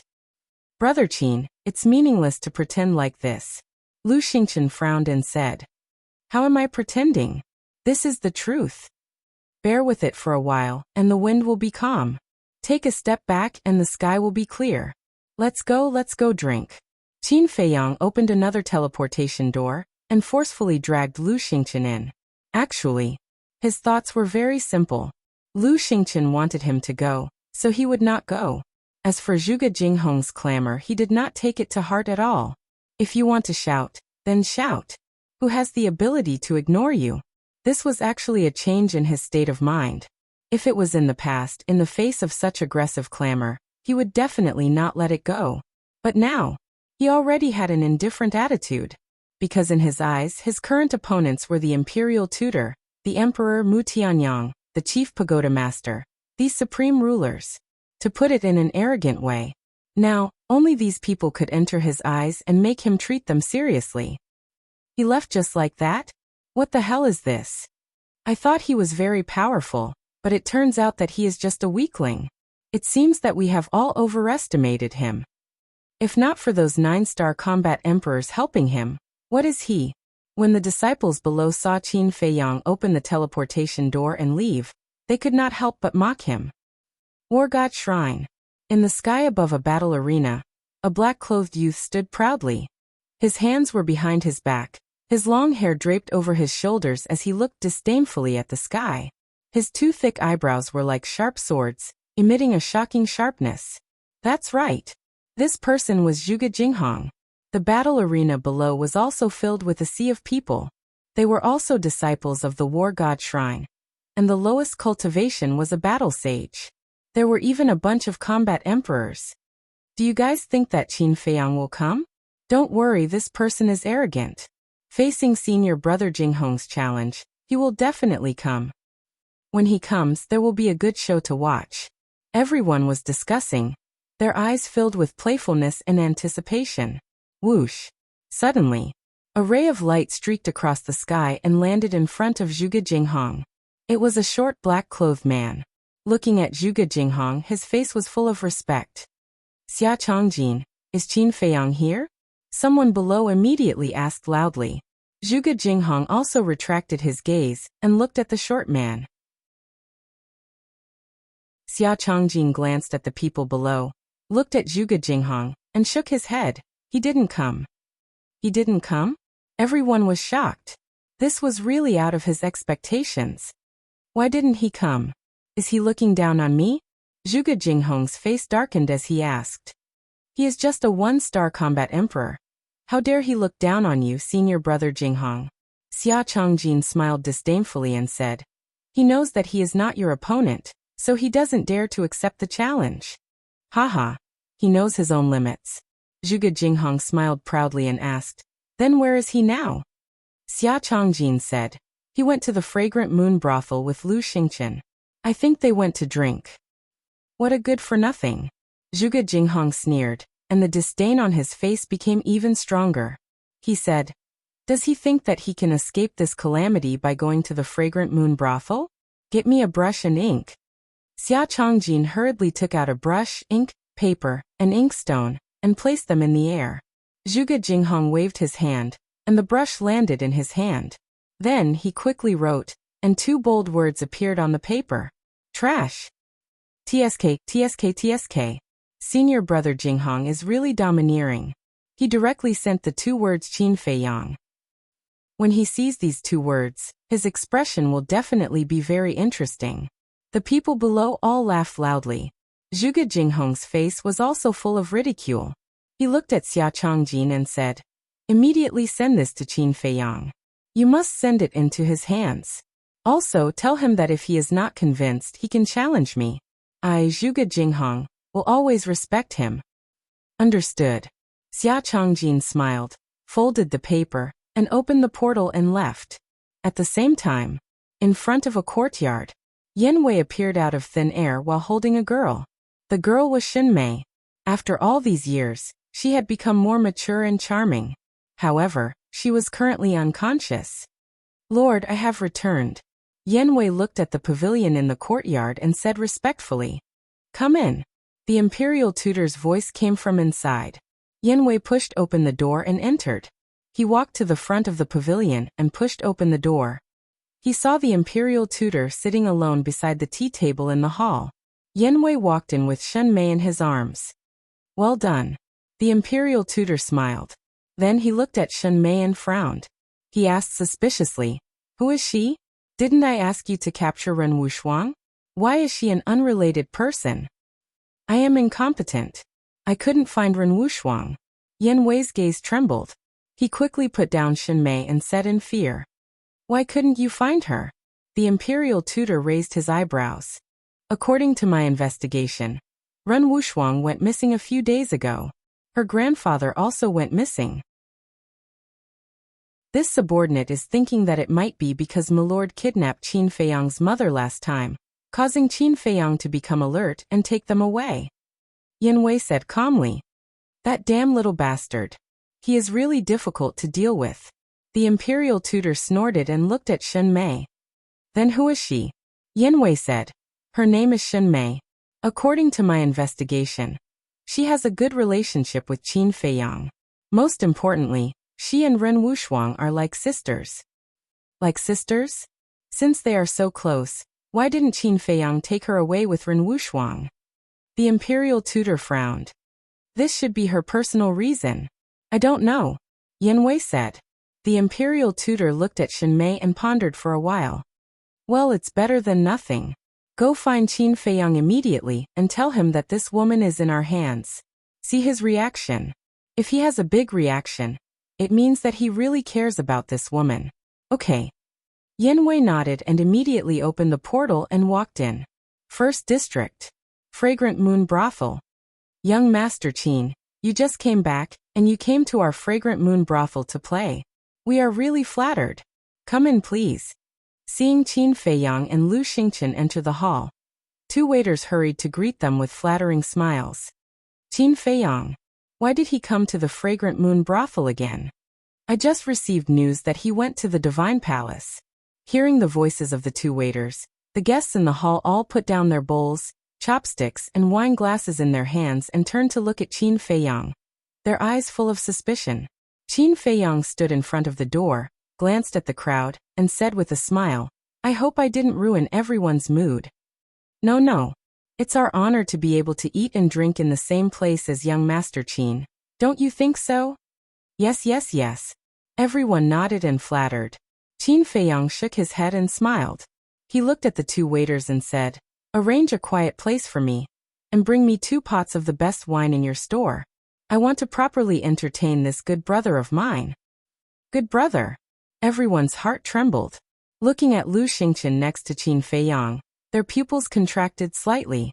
They didn't expect Lu Xingchen and Qin Feiyang to be so close. Some people even had envy in their eyes. Chapter 1299. A quiet place can only be the private rooms upstairs. I will arrange one for the 2 young masters. A waiter smiled. Qin Feiyang hurriedly waved his hand and said, No, we'll just sit in the hall. It's a little quiet." The 2 waiters looked at each other. Although the cost of the private room was higher than that of the hall, was Qin Feiyang a person short of money? Obviously not. Then why did he have to sit in the hall? But the 2 didn't dare to ask. Glancing around the hall, they found an empty table in the left corner. "Let's sit there." "It's in the corner. It's relatively quiet. What do you think, young Master Qin?" The two-waiter looked at Qin Feiyang and asked. Okay. Qin Feiyang nodded. Then please. One of the waiter led Qin Feiyang to the table and said with a smile, I'll bring the food and wine to you right away. Please wait a moment. Okay. Qin Feiyang said. The waiter smiled, turned around, and ran away. Let's continue. Don't be so reserved. Qin Feiyang looked at the people in the hall and said with a smile. Then he sat down on a chair, pointed to the chair opposite him, and said with a smile, Brother Lu, please sit down. Lu Xingqian glanced at Qin Feiyang, walked to the opposite of Qin Feiyang, and sat down, glancing at the people around. Although those people were minding their own business and eating and drinking, they would glance at him from time to time. That kind of strange look made him very uncomfortable. Phew. He took a deep breath, looked up at Qin Feiyang, and said with a rather gloomy face, Is this the purpose of you bringing me to Fragrant Moon House? Purpose? Qin Feiyang was stunned and puzzled. What do you mean? I just asked you to accompany me to drink. What purpose can I have? Pretend, keep pretending. Lu Xingqian snorted coldly. Why should I pretend? Qin Feiyang became more and more puzzled. Lu Xingqian said angrily. Then let me ask you, why did you say that I'm your good brother in front of everyone? Are we not on good terms? Qin Feiyang asked. Do you think we're close enough to call each other brothers? Lu Xingqian was getting angrier and angrier. It's not that good, but what's wrong with me saying that? Qin Feiyang was suspicious. Nonsense. Of course not. What's your situation now? The imperial advisor, the emperor, and the Zhuge family are all trying to deal with you. But they can't do anything to you because you have someone protecting you. What about them? You can only start with those who are close to you. And now, you're publicly declaring that I'm your good brother. Aren't you clearly trying to drag me down with you? Lu Xingqian was furious. This guy was really insidious and cunning. If he was not careful, he would be tricked to death by him. Qin Feiyang's eyes flashed with a smile. He shook his head and said, Your imagination is too rich. In fact, it's not as complicated as you think. I just want to treat you to a few drinks. Don't talk nonsense. You think I don't know who Qin Feiyang is? You're not having a good time now, and you don't want me to have a good time either. Lu Xingqian snorted coldly. Young masters, the dishes are here. At this time, the waiter ran over with a few dishes, 2 pots of wine, and 2 wine glasses. After putting them on the table, he hurriedly ran away. Qin Feiyang chuckled, picked up the wine pot, and filled the 2 wine glasses. Then, he put down the wine pot, grabbed a wine glass, and handed it to Lu Xingqian. He said with a smile, Don't be like this. Even if the imperial advisor wants to deal with you with your ability, what are you afraid of? So you admit it? Lu Xingqian sneered. If you insist on thinking like this, then wouldn't it be the same if I didn't admit it? Qin Feiyang said. Phew. Lu Xingqian let out a long breath, took the wine glass and said, This time you're better, I admit defeat. Look at what you're saying. It's as if I've taken advantage of you. Qin Feiyang shook his head and smiled helplessly. He picked up the wine glass on the table and said, How about this? If you really can't let it go, then I'll solemnly apologize to you and punish myself with 3 cups. After that, he raised his head and drank it all. Lu Xingqian rolled his eyes. He held the wine glass to the tip of his nose and sniffed it. He was about to drink it. But at this moment, a cold shout sounded at the entrance. Where is Qin Feiyang? He saw a short man in black standing at the entrance, arrogantly scanning the hall. It was Xia Changjin. Lu Xingqian frowned. He put down the wine glass and turned his head. When he saw Xia Changjin, his eyes immediately became playful. Qin Feiyang and the other guests in the hall also looked at Xia Changjin with a trace of suspicion in their eyes. Young master, what brings you here? A waiter ran in front of Xia Changjin and asked. Xia Changjin said proudly, I'm Xia Changjin, a disciple of the War God Temple. I'm here to find Qin Feiyang. Where is he? A disciple of the War God Temple. The waiter's pupils shrank. His expression immediately became respectful. He pointed at the corner where Qin Feiyang was and said, Young Master Qin is there. Xia Changjin looked at Qin Feiyang with a trace of disdain in his eyes. Then he strode towards Qin Feiyang. Why is a disciple of the War God Temple looking for Qin Feiyang? Everyone muttered in their hearts. As for Qin Feiyang, when he heard that this person was from the War God Temple, he immediately looked away. He poured himself a glass of wine and leisurely savored it. This person was only a one-star combat emperor. He was not worthy of his attention. Xia Changjin walked in front of Qin Feiyang. When he saw Qin Feiyang's calm and leisurely appearance, the disdain on his face became even stronger. Is he really so calm that he doesn't dare to accept the challenge? He took out the folded paper from his bosom and slapped it on the table. He sneered. This is a big gift from senior brother Zhuge Jinghong. Qin Feiyang suddenly smiled. He looked at Lu Xingqian and said, I was wondering who it was. Turns out it's just a lackey who ran away. Lu Xingqian also laughed. From the beginning to the end, the two of them did not even look at Xia Changjin properly. That disdainful attitude and those sarcastic words made Xia Changjin furious. He shouted, You better watch your words. Qin Feiyang still ignored him. He looked at Lu Xingqian and said with a smile, Brother Lu, whose kitten and puppy did not tie up properly and came to disturb us while we were drinking? Didn't he say that he came to deliver the gift on behalf of Zhuge Jinghong?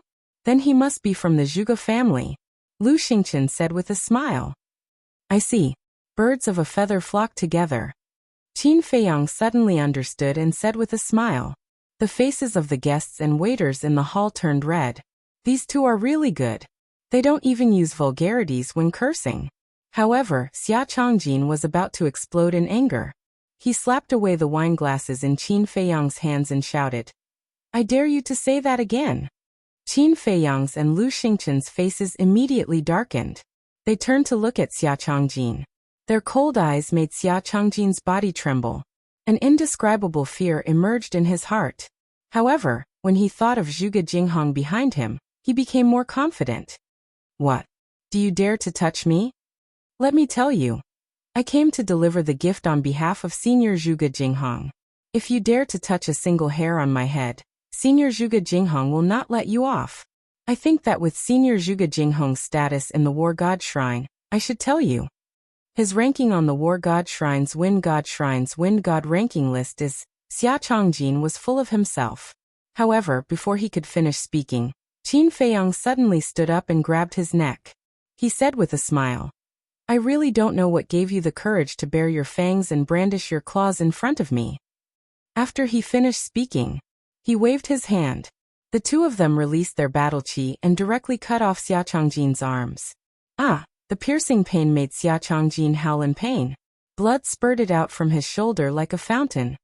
Since you want to be a dog, then you should have the awareness of being a dog. Don't provoke someone you can't afford to provoke. Qin Feiyang waved his hand again. A wisp of battle chi entered Xia Changjin's lower abdomen, shattering his sea of chi. Cutting off his arms and destroying his sea of chi. This person is indeed cruel. We can't afford to provoke him. The pupils of the people in the hall shrunk. They were terrified. Lu Xingqian looked at Xia Changjin and laughed. Look, giving a gift is a good thing, but you forced Brother Qin to make a move. Are you satisfied now?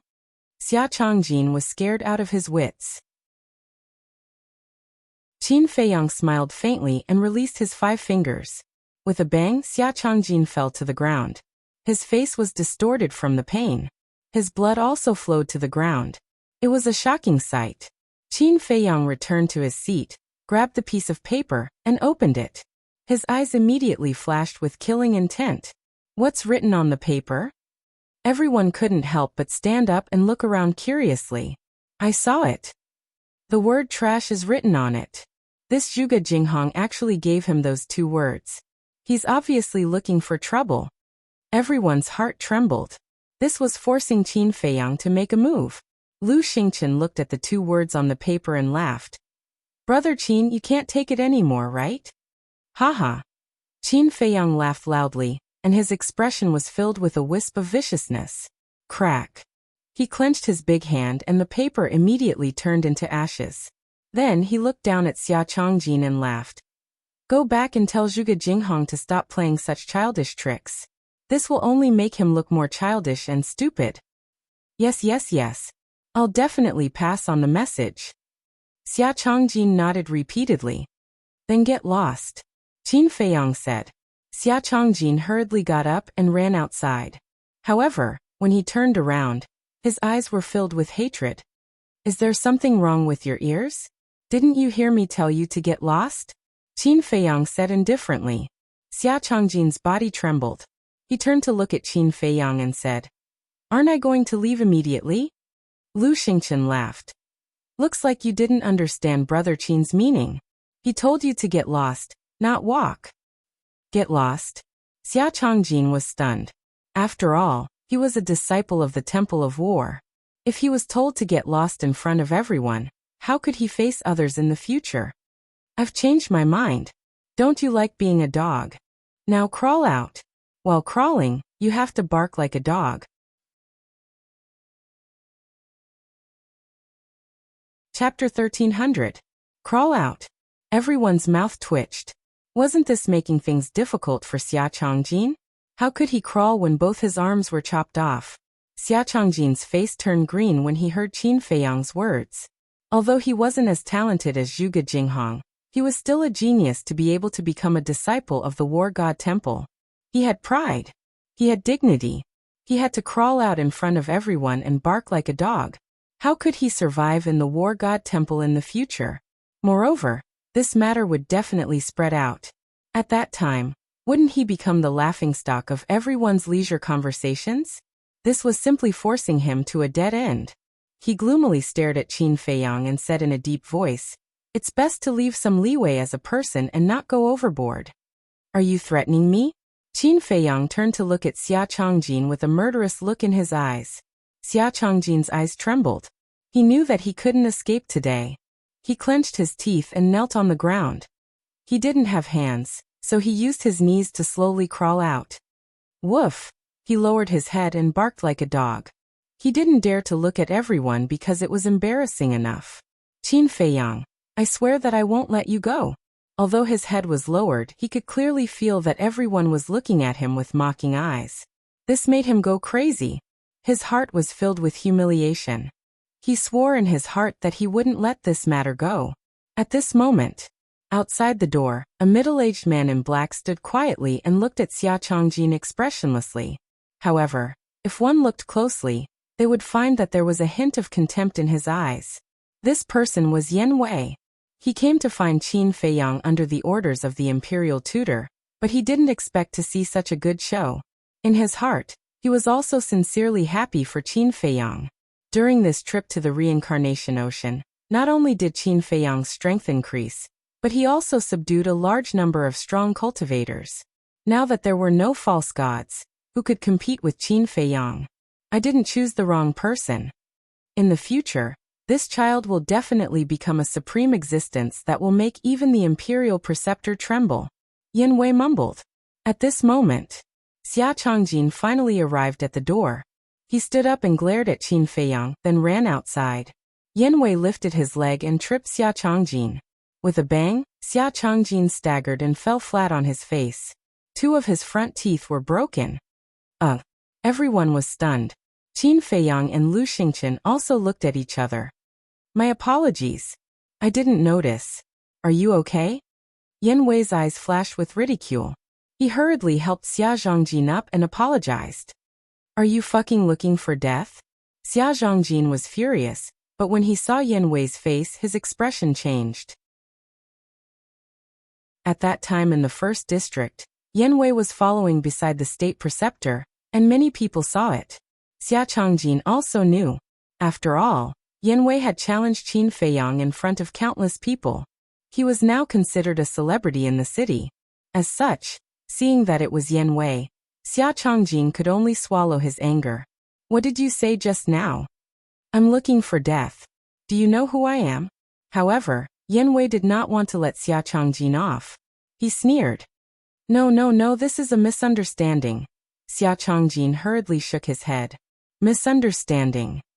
I'm a law enforcer of the law enforcement hall, but I was insulted by a disciple in public.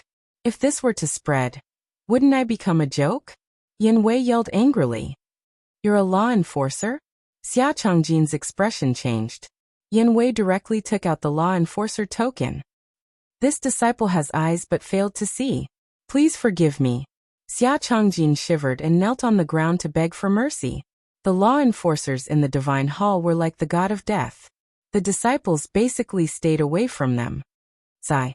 Looking at this scene, the people in the hall could not help but sigh in their hearts. He had just been severely humiliated by Qin Feiyang, and now bumped into the muzzle of a law enforcer. One had to admit that this guy was really unlucky. You'd better be careful next time. Yan Wei snorted coldly and said expressionlessly, "Get lost." Yes. Xia Chongjin hurriedly got up. I'm asking you to get lost.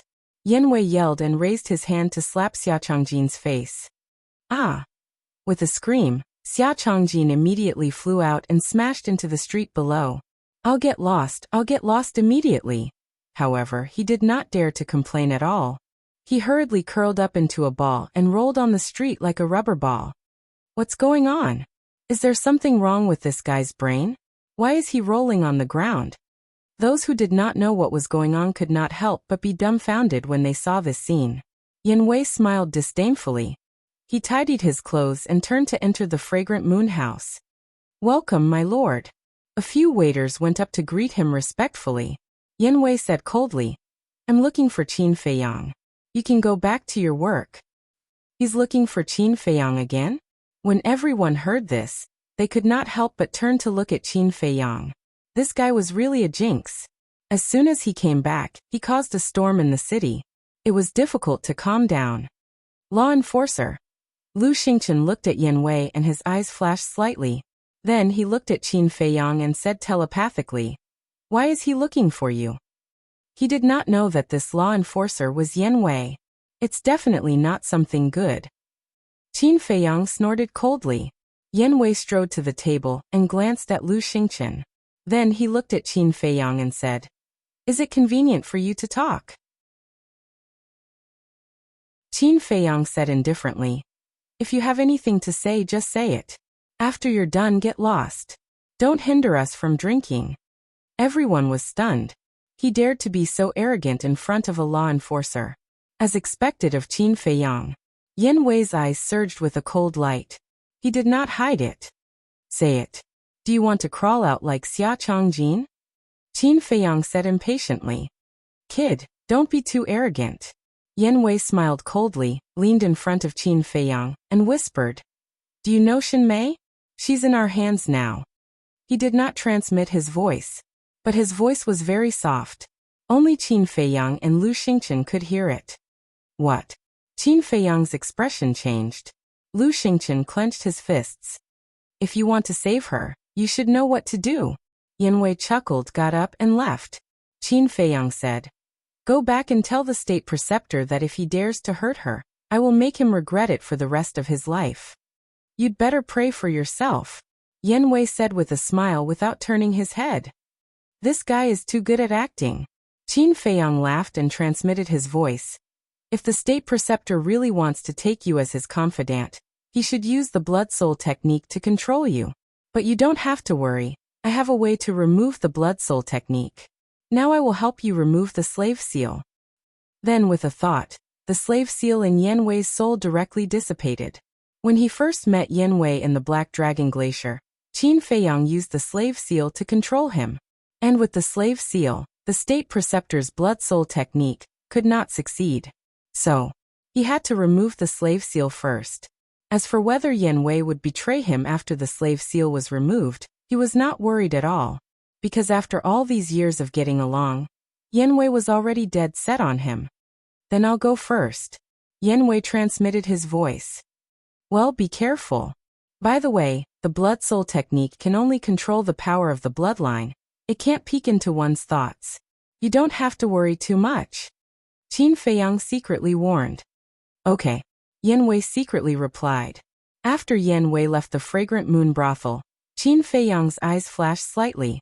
He looked at Lu Xingchen and transmitted his voice. You guessed right, that old thing has begun to make a move on the people around me. I don't care so much. This matter started because of you. You have to save Shen Mei, or I will not let you off. Lu Xingchen secretly said. It's not like you don't know the state preceptor. He is a cunning old fox. He will definitely hide Shenmei immediately. How do you want me to save her? Qin Feiyang frowned. Lu Xingchen's face was as dark as water. Qin Feiyang coldly snorted. To be honest, this matter is actually your fault. Me? Lu Xingchen raised his eyebrows. At first, I was worried that the state preceptor would make a move on them, so I wanted to take them away. But Shenmei was willing to stay in the Divine Hall for you. I thought you would take good care of her, but I didn't expect that she would be taken away by the state preceptor. Qin Feiyang said. Lu Xingchen's fingers clenched tighter and tighter, making a cracking sound. Qin Feiyang said. I'm afraid I can't help in this matter, because I can't give the state preceptor what he wants. Only you can do it, and with the help of Mu Qing's all-seeing eye, I believe it won't be difficult for you to save Shenmei. What does the state preceptor want? Lu Xingchen asked, his eyes flashing. I can't tell you now, but I can tell you with certainty that if the state preceptor gets this thing, you and I will be finished. Qin Feiyang said in a low voice. So serious? Lu Xingchen raised his eyebrows. Qin Feiyang nodded and added, to be exact, it's more serious than I said. Lu Xingchen's heart sank. After pondering for a while, he got up and said, I'm not in the mood to sit with you. Goodbye. After that, he opened the portal and walked in without looking back. Qin Feiyang looked at Lu Xingchen's back, and a smile flashed in his eyes. As soon as he returned to Imperial City, Lu Xingchen began to use the Temple of War to set up a trap for him. Frankly speaking, he really had a headache. But now, in order to save Shenmei, Lu Xingchen wouldn't have time to harass him for the next period of time. He could also deal with business. That's right. He let Yan Wei kidnap Shenmei to test whether Lu Xingchen was sincere or not, but that was only secondary. Most importantly, he wanted to use Shenmei to stall Lu Xingchen for another matter entirely. And this time, he had to get to the bottom of it. Qin Feiyang's eyes flashed and he shouted, Waiter, the bill.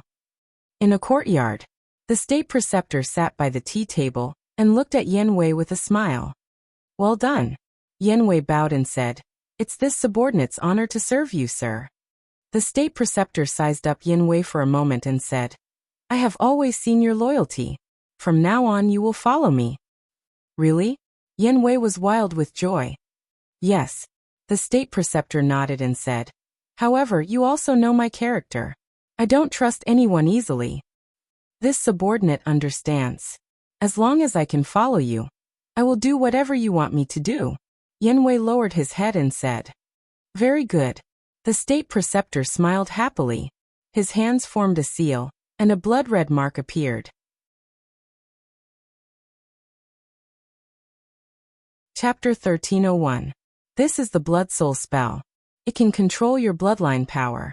Once controlled by the Blood Soul spell, you will be my servant for life. The Grand Preceptor said. Sure enough, Qin Feiyang was right. Yan Wei's heart skipped a beat as he bowed and said, This subordinate is willing to be controlled by the Blood Soul spell. Very good. The Grand Preceptor laughed and waved his hand. The mark turned into a stream of light and entered Yan Wei's body. After the Blood Soul spell was completed, Yan Wei cupped his hands and said, My lord, what's the next step? Wait. Since Qin Feiyang cares so much about Shenmei, he will definitely come to me personally. The Grand Preceptor sneered. What if he doesn't come? After all, Qin Feiyang can't be looked at with ordinary eyes. Yan Wei said. You have a point. The Grand Preceptor nodded. After thinking for a moment, he sighed. It seems that I don't have enough chips in my hands. Go to the spiritual state again. Why do I go to the spiritual state? Yan Wei was surprised. When Qin Feiyang was stranded in the spiritual state, he must have made some good friends. Go and check. If there are any, bring them to the capital.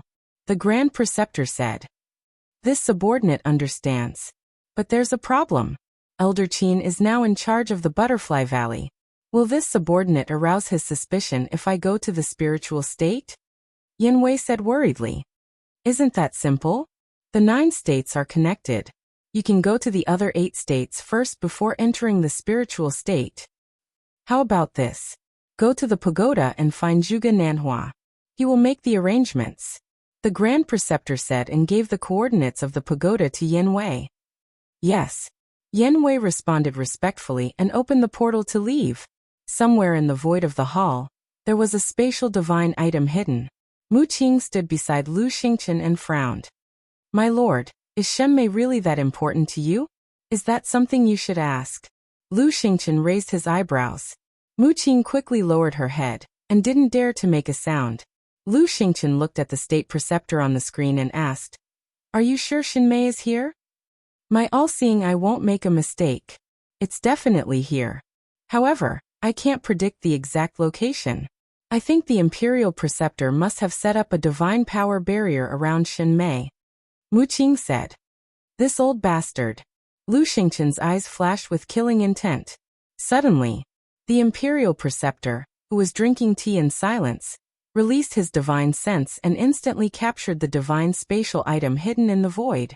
Lu Xingchen saw that the situation was not good and immediately drove the spatial divine item away.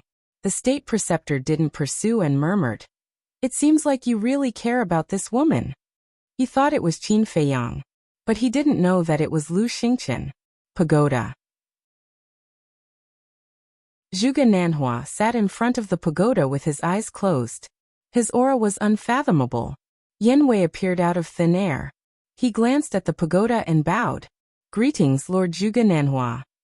What are you doing here? Zhuge Nanhua opened his eyes and looked at Yan Wei suspiciously. Obviously, he knew Yan Wei as well. Yan Wei said honestly, The Imperial Preceptor is worried that he doesn't have enough chips in his hands, so he sent me to the spiritual state to look for Qin Feiyang's friend. Zhuge Nanhua nodded in realization and smiled. It seems like the Patriarch trusts you a lot since he gave you such an important mission. Yan Wei smiled. Follow me. Zhuge Nanhua stood up and opened the pagoda door. He led Yan Wei to the teleportation altar that led to Yuzhou. Elder Qin is guarding the spiritual state. That old bastard isn't easy to deal with, so it's best not to let him find out. Go to Yuzhou first, then to spiritual state. When you return, come back from Yuzhou. Zhuge Nanhua said. Understood. Yan Wei nodded and activated the teleportation altar. Soon they arrived in the sky above a valley in Yuzhou. In the valley, a white-haired old man was guarding it. Who is it?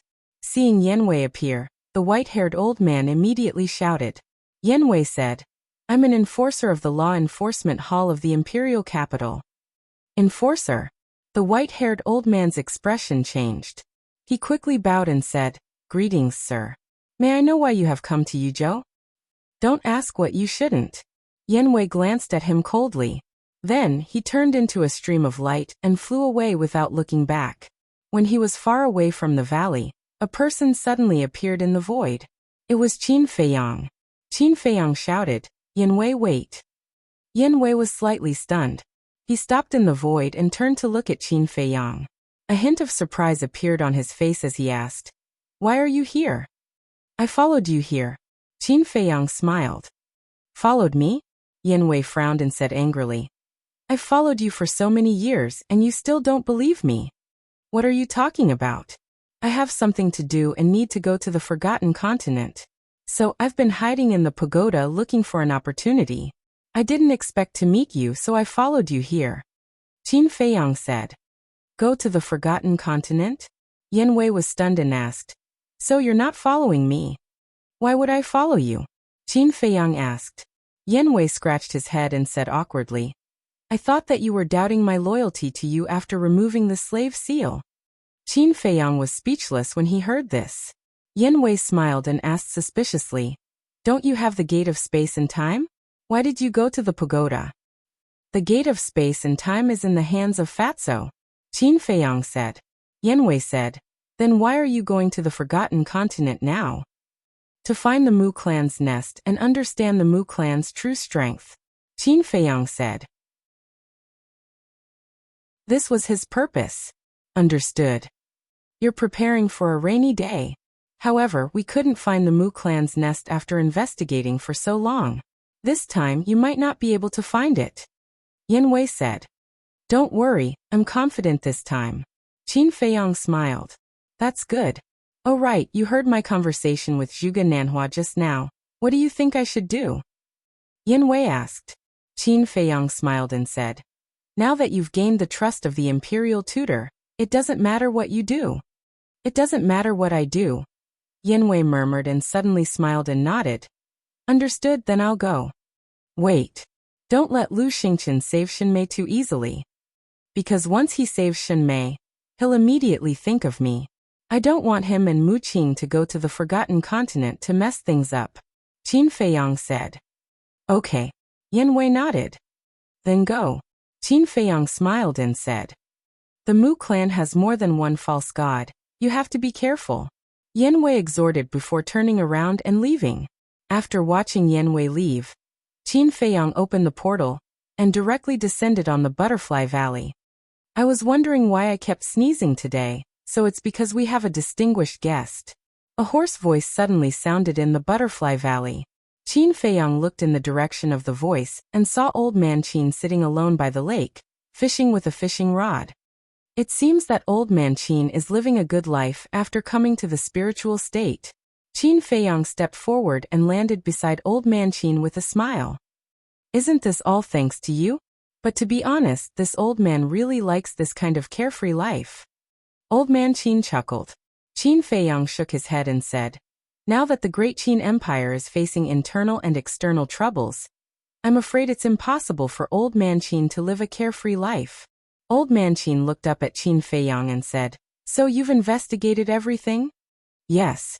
There's conclusive evidence that the national advisor is trying to usurp the throne. Mu Tianyang has also revealed his fangs. However, our current emperor not only doesn't realize it, but also thinks about his own desires all day long. To be honest, I'm really worried about the fate of the Great Qin Empire. Qin Feiyang sighed. Old Man Qin asked with a smile. Then why don't you tell him? Will it work? Besides, will he believe me? Qin Feiyang said. Old Man Qin sighed and said, it's not just you. Even I don't dare to be honest with His Majesty. His Majesty is becoming more and more incomprehensible. Then Old Man Qin smiled and said, but fortunately there's still you. I believe that with your ability, you can definitely solve these problems. You're overestimating me. Let me say something that shouldn't be said. Most people at my age are still drinking and having fun. Why do I have to bear such a heavy responsibility? Qin Feiyang looked at the calm lake and said, this is the fate of people. Some people are born mediocre, some people are born rich. And you're born with the responsibility of the world. Perhaps this is unfair to you, but have you ever thought about what is fair in this world? It can be said that there is no fairness in this world. Old Man Qin sighed. Fate, Qin Feiyang murmured, looked up at the sky, and shook his head. I don't believe in fate. I only believe that man can conquer the heavens. Old Man Qin smiled and said, with your words, I believe that you can bear this heavy responsibility. Qin Feiyang shook his head and laughed. Old Man Qin asked, why did you come to the spiritual state this time? To the Forgotten Continent. Qin Feiyang said. Just as he was about to explain, Old Man Qin waved his hand and said, from now on, I won't care about what you do, because I believe that you won't do anything to harm the Great Qin Empire. Thank you. Qin Feiyang cupped his hands and said.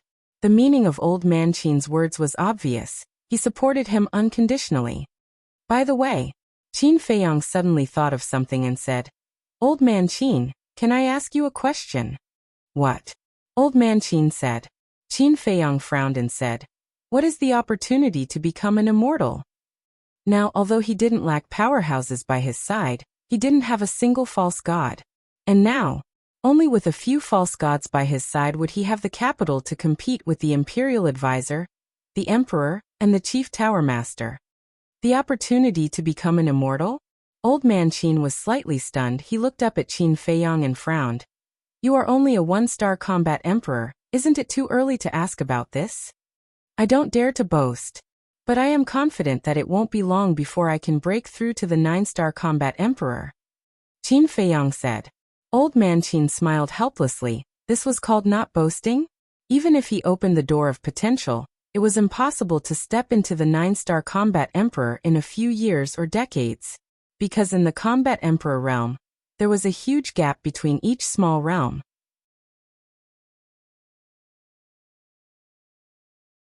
Chapter 1302.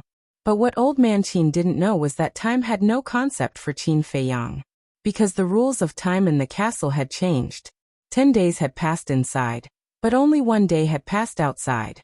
However, Qin Feiyang couldn't tell anyone else about the changes in the castle. Just tell me. Qin Feiyang smiled and said with a pleading tone. You little brat.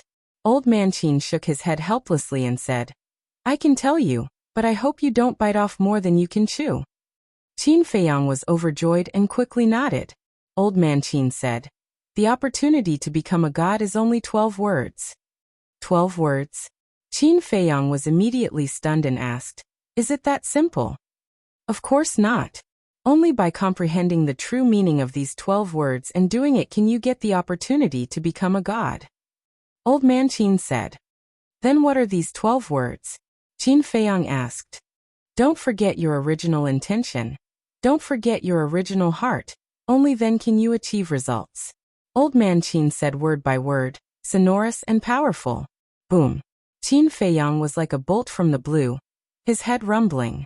Old Man Qin's words were exactly the same as what Uncle Yuan said last time.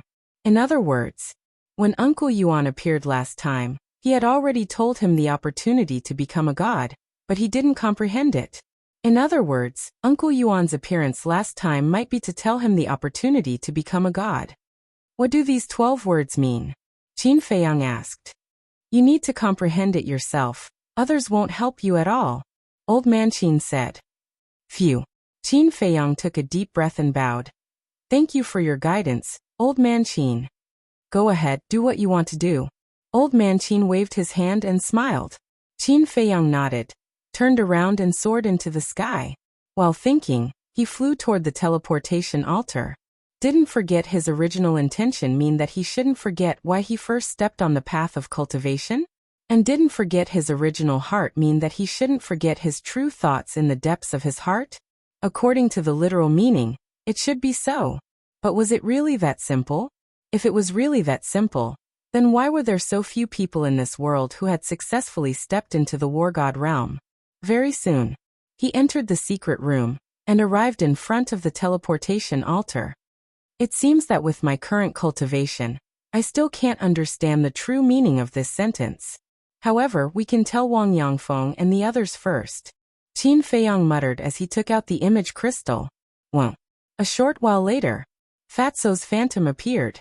Fatso looked at the secret room behind Qin Feiyang and asked suspiciously, Boss, where are you? Butterfly Valley. Are Elder Wang and the others around? Qin Feiyang asked. They split up and went to Pan County and Yin County to gather information. I'm about to sneak into the inner palace to take a look. What are you doing in Butterfly Valley? Fatso asked suspiciously. Qin Feiyang said, I'm going to the Forgotten Continent. Before I go, I have 2 things to tell you. Forgotten Continent? Fatso was taken aback and said, go ahead. First, when Wang Yangfeng and the others come back, you tell them this sentence. Don't forget your original intention. Don't forget your original heart. Only then can you achieve success. These 12 words, Elder Qin told me just now, are the opportunity to become a war god. Second, after finding out the whereabouts of Lin Yi and the mermaid princess, you all return to the Bright Sky Palace immediately. If anyone asks, just say that I'm in seclusion and won't see anyone. Qin Feiyang said. The opportunity to become a war god. Fatso's body trembled, and his eyes were filled with disbelief. When Uncle Yuan said this sentence, he was also present. At that time, he even pondered the meaning of this sentence. But he didn't expect it to be the opportunity to become a war god. Remember, especially Lu Xingqian, you must not let him know that I went to the Forgotten Continent. Qin Feiyang said. No problem. Fatso nodded but then frowned and thought. Lu Xingqian is easy to deal with, but Mu Qing has omniscient eye. How can it be hidden? If there is nothing important, will he use omniscient eye to spy on my whereabouts for no reason? Qin Feiyang rolled his eyes at him. That's true. Fatso nodded thoughtfully. Suddenly, he seemed to have thought of something. He said, "There is a problem that Fat Lord has never been able to figure out." "What's the problem?" Qin Feiyang was suspicious. "Back then, your mother said that the former emperor branded the word prisoner on the foreheads of the state preceptor and Zhuge Shenfeng. And this word prisoner can never be erased. But why didn't I see the word prisoner on the state preceptor's forehead? Is it a makeover?" "But your mother seems to have said that even a makeover won't work," Fatso said. "I have also thought about this problem. I think he should be wearing a human skin mask," Qin Feiyang said. "Human skin mask?" Fatso's eyes suddenly became playful. He chuckled and said, "Say if one day we tear off the mask on his face in front of everyone. How surprised will people be?" Qin Feiyang shook his head in amusement and said, "Don't forget what I told you just now. Don't worry, Fat Lord will hold them back. But after you go to the Forgotten Continent, don't forget another thing. Heavenly Spiral Tribe, Chu Xian," Fatso said, murderous intent flashing in his eyes. "Heavenly Spiral Tribe," Qin Feiyang murmured. The people of this tribe hated them to the bone, especially Chu Xian. Back then, the resentful look in her eyes was as if she wanted to pull out their tendons and pull out their bones. If they kept them alive, sooner or later they would become a disaster, so it was necessary to get rid of them as soon as possible. "I will find her." After saying that, Qin Feiyang turned off the image crystal, opened the teleportation altar, and strode up. Forgotten Continent. Glacier Forest. This place was still the same as before. The cold wind was bone-piercing, and the snow was white. Swish. Above the ice lake, Qin Feiyang appeared out of thin air. Glancing around, he was about to leave. But suddenly, he faintly felt a wisp of dragon's aura under the ice lake. What's going on? Isn't this where the snow python stays? Qin Feiyang had a suspicious look on his face as he silently entered the ice lake. Get out! But at this time, a cold shout with a bone-piercing murderous intent suddenly exploded in Qin Feiyang's mind. Qin Feiyang quivered and hurriedly turned around, and ran out of the ice lake. Because the owner of this voice was the snow python. Senior, Junior did not mean to disturb, please forgive me. Looking at the ice lake, Qin Feiyang cupped his hands and said a few words. He then flew away without looking back. What a joke! This snow python was a true god of war. Even the state preceptor could not resist it, let alone him. So, it was better to stay away from her. But what was with that dragon's aura? Could it be that a baby dragon was born under the ice lake? Dragon! Qin Feiyang's eyes flickered. The dragon's aura at the bottom of the ice lake reminded him of the little white dragon in the main tower. He did not know where the little white dragon was hiding. Looks like I have to talk to Li Yan. Because only Li Yan could find the little white dragon. This is the Forgotten Continent. But suddenly, a voice full of curiosity entered Qin Feiyang's ears. Qin Feiyang was stunned. He stopped in the air and turned his head to look. His body suddenly stiffened.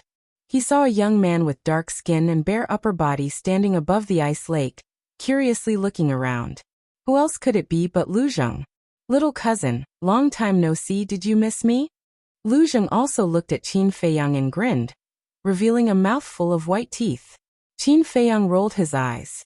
Whoosh! Lu Zheng cut across the sky and rushed in front of Qin Feiyang. He said unhappily, "You are too mean. We are brothers who have been through thick and thin. Why didn't you call me when you came to the Forgotten Continent?" Wait. Qin Feiyang hurriedly waved his hand and frowned. Aren't you in the imperial capital? Yes. I am in the imperial capital. Lu Zheng nodded. Then why are you here? Qin Feiyang was puzzled. From the imperial capital to the spiritual state, one had to pass through the pagoda. And the pagoda was guarded by Zhuge Nanhua. How did Lu Zheng come? Also, why didn't Elder Qin stop him? Lu Zheng touched his chin and laughed. About this question, I can only say that I am too handsome. Zhuge Nanhua and Elder Qin are charmed by me. Qin Feiyang's face darkened and his veins bulged. He really wanted to slap him. What do you want to do? Don't forget, I am your cousin. The eldest brother is the father. If you dare to touch me, you will be struck by lightning. Lu Zheng crossed his arms in front of his chest and looked at him warily like a frightened little girl. Qin Feiyang looked at the sky and was speechless. He really didn't want to stay with this outrageous cousin. But he was helpless. This outrageous cousin was clearly going to pester him to the end. Actually, Lu Zheng's face suddenly became serious. Qin Feiyang was stunned and asked, "Actually what?" "It was Elder Qin who helped me," Lu Zheng said. Qin Feiyang was surprised. In the past he didn't know about the state preceptor's conspiracy, so Elder Qin didn't like our Lu family very much. But now he has already sided with us. Speaking of which, this is still to your credit, Lu Zheng said with a smile. "I see," Qin Feiyang murmured. Lu Zheng asked, "By the way, where is Aunt?" "Mother.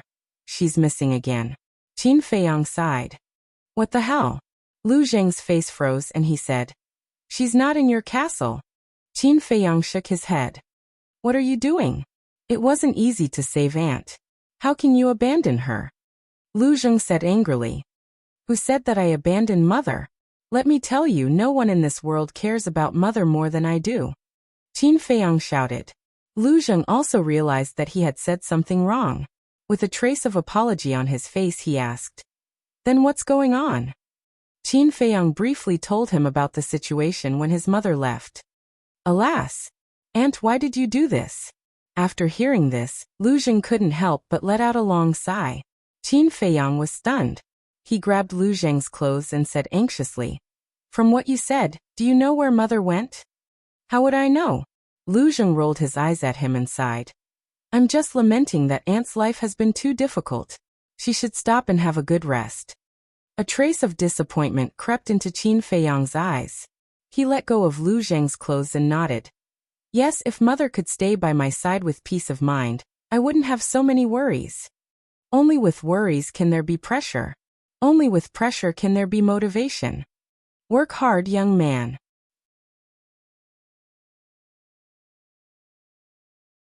Chapter 1303.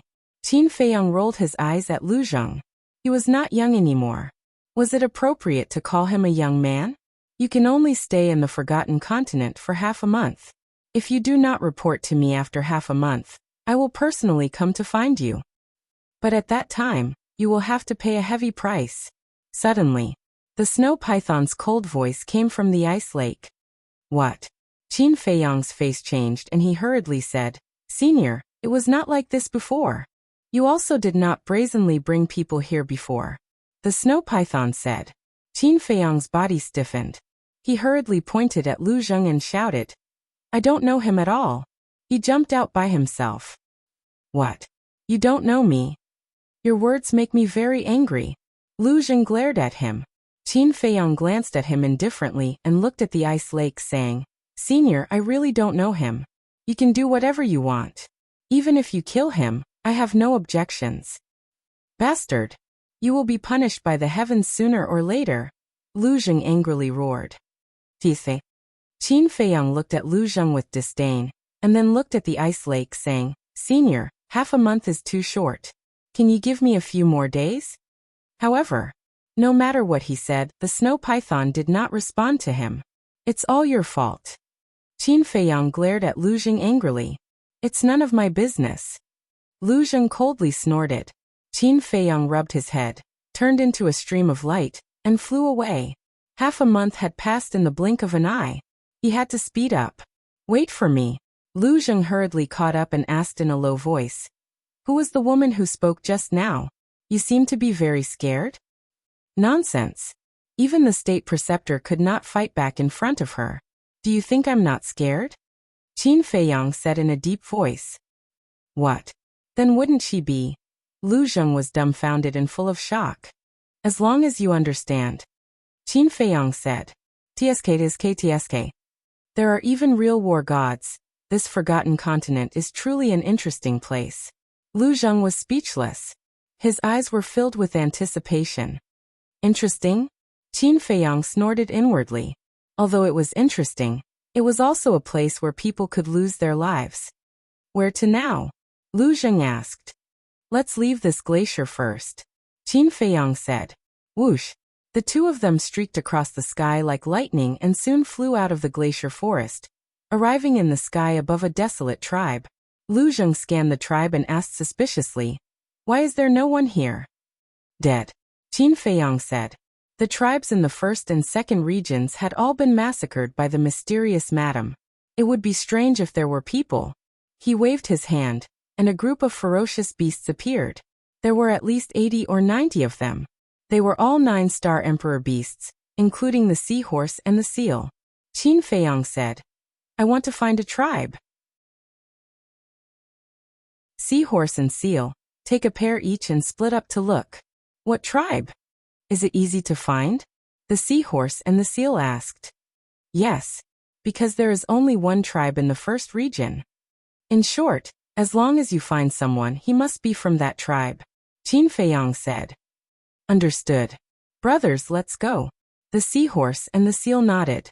Then, with a shout, the 89 9-star emperor beasts left in a mighty manner. "Cousin, why is there only one tribe in the first region?" Lu Zheng asked suspiciously. "Let's talk as we walk," Qin Feiyang said. Lu Zheng had just come to the Forgotten Continent, so he would definitely ask endless questions along the way. Therefore, for the sake of peace, it was better to tell him everything about the Forgotten Continent at once. Time passed in the blink of an eye.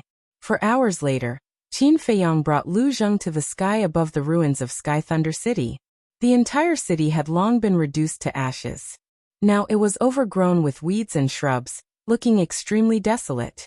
However, the pill tower was still standing on the ground, exuding an ancient and mysterious aura. This pill tower is not simple. When Lu Zheng saw the pill tower, a trace of surprise appeared in his eyes. Qin Feiyang was stunned and asked, "What do you mean?" Lu Zheng flew over and carefully observed for a moment, saying, "According to my speculation, this pill tower has a history of at least 10,000 years. But if you look carefully, there is not even a trace of weathering on the surface. If it is just an ordinary stone tower, how can it be?" "You are right.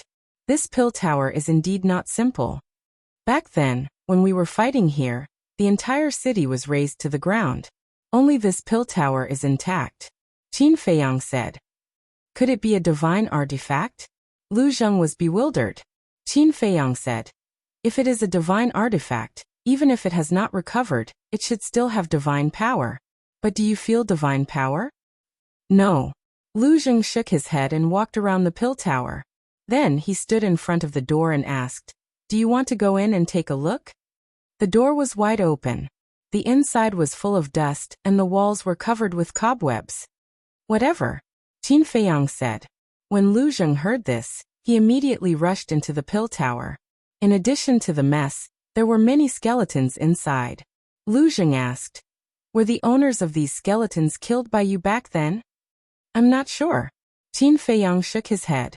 The mysterious woman massacred the first area after he left, so the owners of these skeletons should have died in the hands of the mysterious woman. But it had been too long, so he could not remember clearly.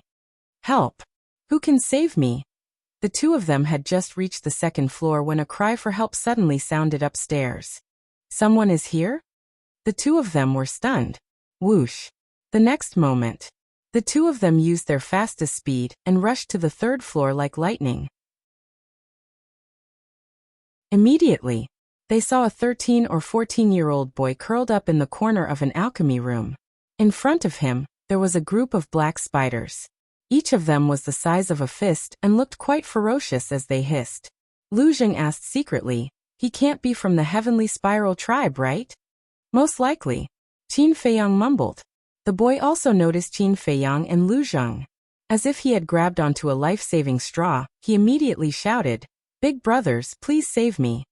Qin Feiyang stepped forward and stomped on the ground. The spiders on the ground were all killed instantly. Flesh and blood splattered everywhere. The boy was dumbfounded. These ferocious creatures that almost killed him were killed by a single stomp? Qin Feiyang waved his hand, and the blood mist dissipated. Then he looked at the boy and asked, "What's your name?" The boy stammered. It seemed that he was frightened by Qin Feiyang's methods. Qin Feiyang raised his eyebrows, turned around and said, "Come out with me first." The boy stood up and followed Qin Feiyang and Lu Jing timidly. They walked up the stairs and went to the first floor. However, when they reached the second floor, the boy suddenly raised his head. His eyes that were originally filled with fear were filled with a shocking murderous glint. Following that, he took out a dagger from his Qingquan bag and stabbed towards Qin Feiyang's back. The boy only had the cultivation of a martial master, while Qin Feiyang was a war emperor. The difference was like heaven and earth. How could the boy succeed? Qin Feiyang stopped and released a wisp of aura. The boy was sent flying and crashed into the stone stairs behind him. Clang! The dagger fell to the ground. The boy spat out a mouthful of blood. His face was pale, but he looked at Qin Feiyang with eyes full of hatred and madness. Qin Feiyang turned to look at the boy and said indifferently, "I saved you. Why aren't you grateful? Instead, you want to assassinate me? Because you deserve to die." The boy roared. "Why do I deserve to die? Do I have a grudge against you?" Qin Feiyang said, "You devil, don't think of getting any useful information from me." The boy sneered. "You have a good backbone, but unfortunately, you found the wrong person. If I'm not wrong, your surname should be Chu, and you're from the Heavenly Spiral Tribe. And since you're here, the Heavenly Spiral Tribe should be nearby, right?" Qin Feiyang said, "My surname is not Chu, and I don't know what the Heavenly Spiral Tribe is." The boy roared, but his expression was full of panic. "He's so young, but he's already so vicious. It seems that this Chu Xian has instilled a lot of hatred into him." Lu Jing sighed. "That's normal. If it weren't for me, the Heavenly Spiral Tribe wouldn't have been expelled to the first district." Qin Feiyang said, "So you still know? What did my Heavenly Spiral Tribe do wrong? What right do you have to do this?" The boy went crazy when he heard Qin Feiyang's words.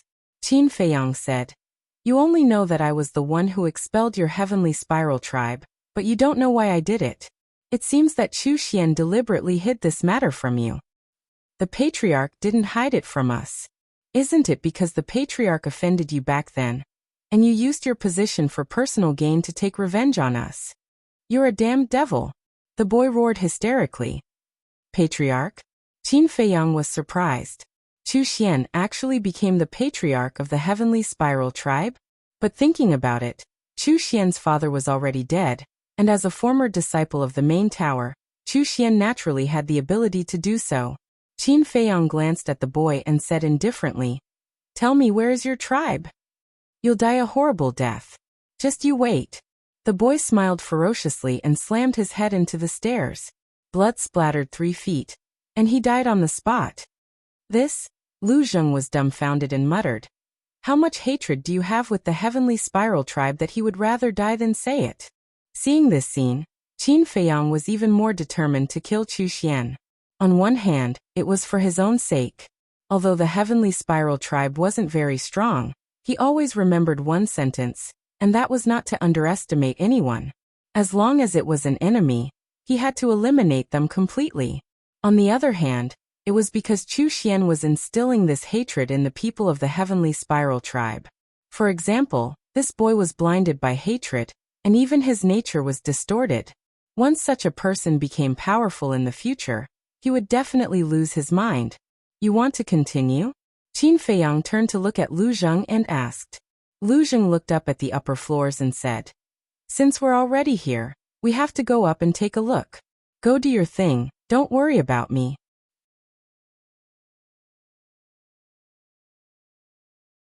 Chapter 1304. But looking around, there was nothing except for the vast mountains. "It must be nearby," Qin Feiyang muttered. With the youth's cultivation, it was impossible for him to go far. Swoosh! He turned into a stream of light, and searched within a radius of a few hundred miles around the Pill Pagoda. A few hundred breaths later, he found a huge canyon. The canyon covered an area of several miles, and was lush with vegetation. In the canyon, wooden buildings were arranged in a picturesque manner, forming a huge tribe. "I've finally found you," Qin Feiyang muttered. He stood on the peak of a mountain on one side of the canyon, and scanned the area below. At the same time, in the canyon, in a square, a young woman in a purple dress stood on the high platform, her face as cold as ice. That's right. She was Chu Xian. Below the high platform, there were many youths standing in an orderly manner. The oldest of these youths was only 15 or 16 years old, while the youngest was only 6 or 7 years old. Chu Xian glanced at those youths and shouted, "All of you must remember this. The reason why our heavenly spiral tribe has fallen to such a state is all because of him."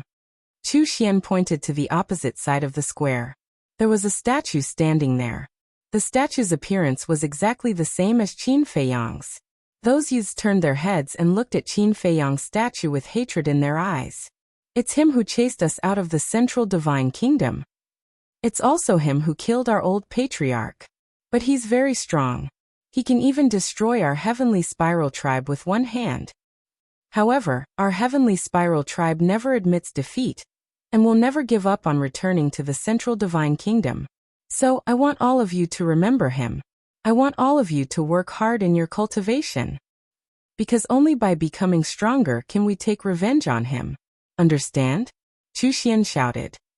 "Understood." Those youths roared with murderous intent. Even those 5 or 6-year-old children were full of murderous intent. There were many adults around, their eyes filled with hatred. "Hurry up and cultivate." Chu Xian nodded in satisfaction and waved her hand. After the youths left, a middle-aged woman walked up to the stage and said, "Xianer, I know you hate Qin Feiyang, and we all hate him, but you can't tell the children these things every day. It will make them lose their happiness." "Happy? Do we still have the right to be happy now?" Chu Xian snorted coldly. The woman was her birth mother, but there was no emotion in her eyes, only coldness. Alas! The woman sighed deeply, then silently turned and left. Chu Xian glanced at the woman's back and clenched her fists. She sneered. "Qin Feiyang, I swear I'll make you pay. Do you have the ability?" But before he could finish his sentence, a voice filled with mockery sounded. Chu Xian looked up and saw a white figure descending from the sky. "It's you." Immediately, her eyes were filled with killing intent, but at the same time, there was also a trace of panic. Damn it! How did he find this place? The other people in the tribe also changed their expressions. Qin Feiyang landed on the square and looked at the statue opposite him. He shook his head and said, "You're really unscrupulous in order to take revenge. What are you doing here? Get out of here right now, you're not welcome here." Chu Xian shouted. "There are too many people who don't welcome me, and you're just the most insignificant person among them." Qin Feiyang waved his hand and the statue shattered. Chu Xian trembled and said angrily, "You've already driven us out of the central divine kingdom. What else do you want?" Qin Feiyang turned to look at her. His cold eyes made Chu Xian despair. She never thought that Qin Feiyang would find this place. And Qin Feiyang's purpose of coming here was very obvious. He wanted to eliminate the source of the problem. "If you can turn over a new leaf and turn over a new leaf, I'll consider letting the heavenly spiral tribe go. But what you've done has disappointed me. It's not fair for you to impose your hatred on those children." Qin Feiyang shook his head. "Fair? Haha. If there's such a thing as fairness in this world, why would the heavenly spiral tribe end up like this?" Chu Xian had gone crazy. "Until today, you still haven't realized your mistake. You're really hopeless." Qin Feiyang raised his arm and pointed at the air. A wisp of red sword chi appeared and swept toward Chu Xian's chest. "Everyone go. Even if we have to risk our lives, we have to take him down with us." Chu Xian shouted as she retreated in panic. Whoosh! The woman who had left earlier returned and blocked in front of Chu Xian. The red sword chi directly pierced through her heart. A scream and blood splattered in the air. "You demon beast, will kill you." Looking at the woman who had fallen, the surrounding people's eyes suddenly turned red. They roared and rushed toward Qin Feiyang without caring about anything else. Even those youths were grabbing all kinds of ice blades as they charged towards Qin Feiyang with extreme hostility. Qin Feiyang waved his hand and Viper appeared. "You know what to do, right?" "Of course." Viper licked his lips and his eyes flashed with a bloodthirsty light. Whoosh! Qin Feiyang rose into the air and stood on the top of the mountain. He looked into the distance with a trace of inexplicable sadness in his eyes. There were many things in this world that made people helpless. Take the heavenly spiral tribe for example.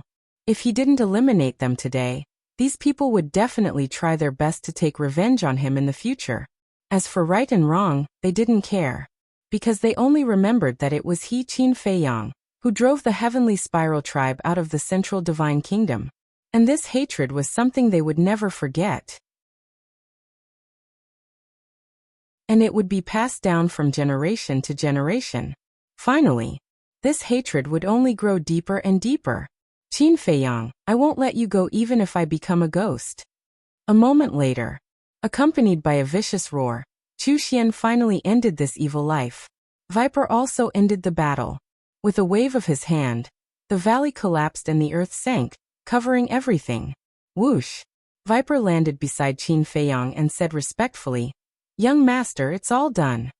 Qin Feiyang nodded and didn't look back. He flew toward the Pill Pagoda with Viper. Lu Zheng studied in the Pill Pagoda for a long time but couldn't find anything, so he gave up. After the seahorse and seal brought the 9-star emperor beasts over, Qin Feiyang changed his appearance and opened a portal. He and Lu Zheng directly appeared in the Ice Crystal City in the 9th region. Outside the city, it was covered in snow and the cold wind was biting cold. Strange. Why is this place covered in snow and ice? Lu Zheng disguised himself as a thin young man wearing a large cotton-padded jacket. He walked on the main road and looked around suspiciously. I've thought about this question, but I can't figure it out. Qin Feiyang shook his head. He had disguised himself as a burly man with bulging muscles all over his body. He was filled with a valiant aura. Moreover, both of them hid their cultivation and aura.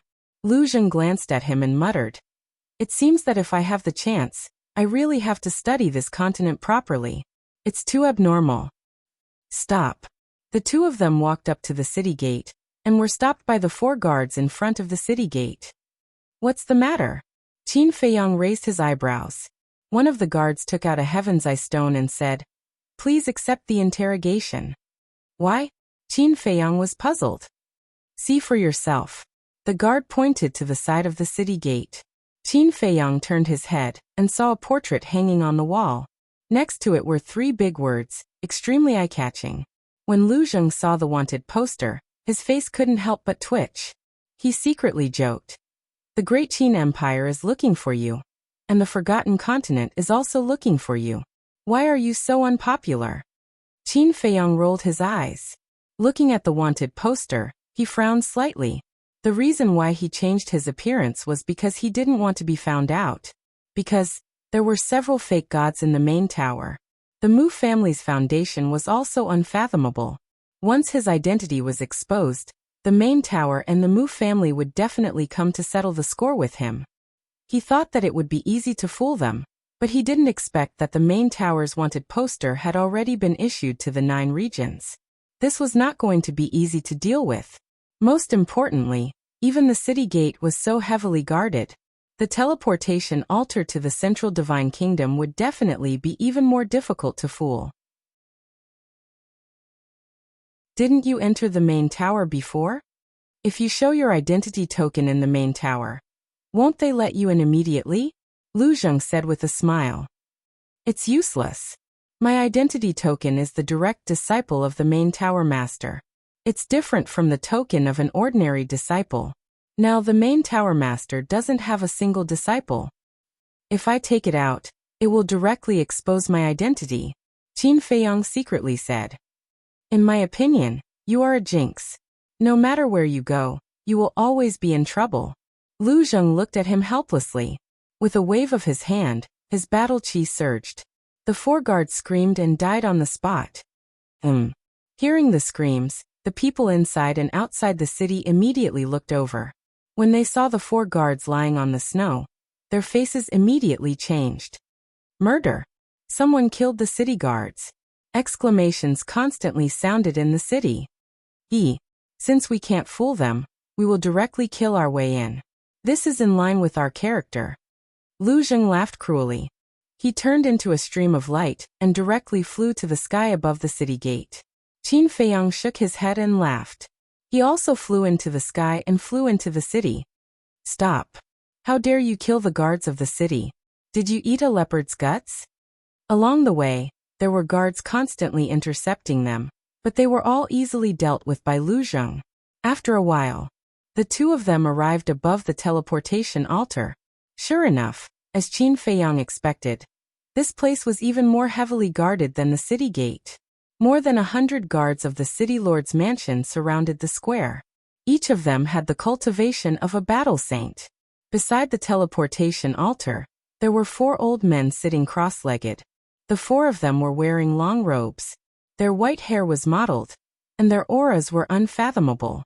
They all wore a pure gold token on their waists, and on the token, there was a flame pattern. Although the faces of the 4 people were unfamiliar, Qin Feiyang was able to identify them with a single glance, because that token was the Master Tower's oracle token. In other words,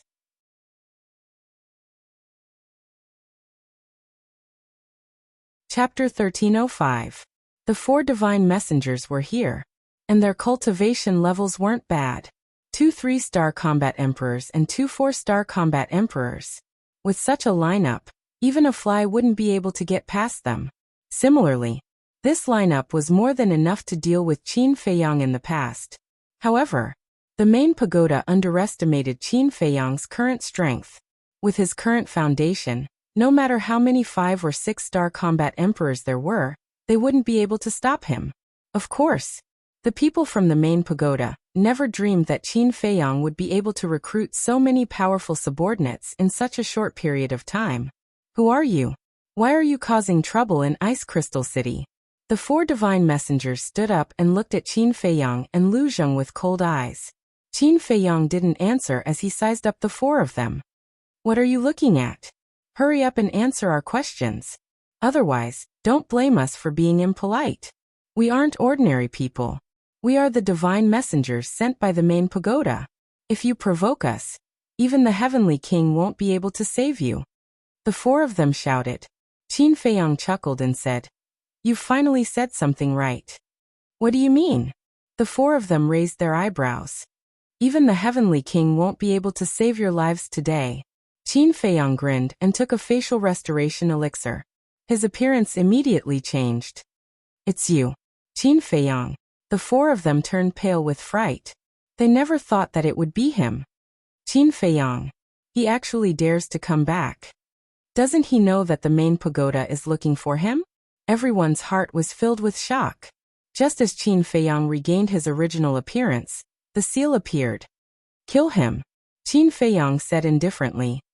No problem. The seal laughed.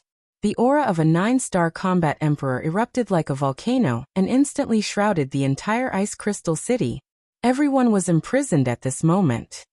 This is a 9-star emperor beast. Quickly report to the main pagoda master. The 4 divine messengers' expressions changed as they hurriedly activated the teleportation altar. But how could they make it in time to revive the teleportation altar? The seal's emperor's aura rolled out, and the 4 divine envoys were also restricted, unable to move. Immediately, the seal's emperor's aura pressed down on the 4 of them from all directions. Following a series of miserable cries, the 4 died one after another.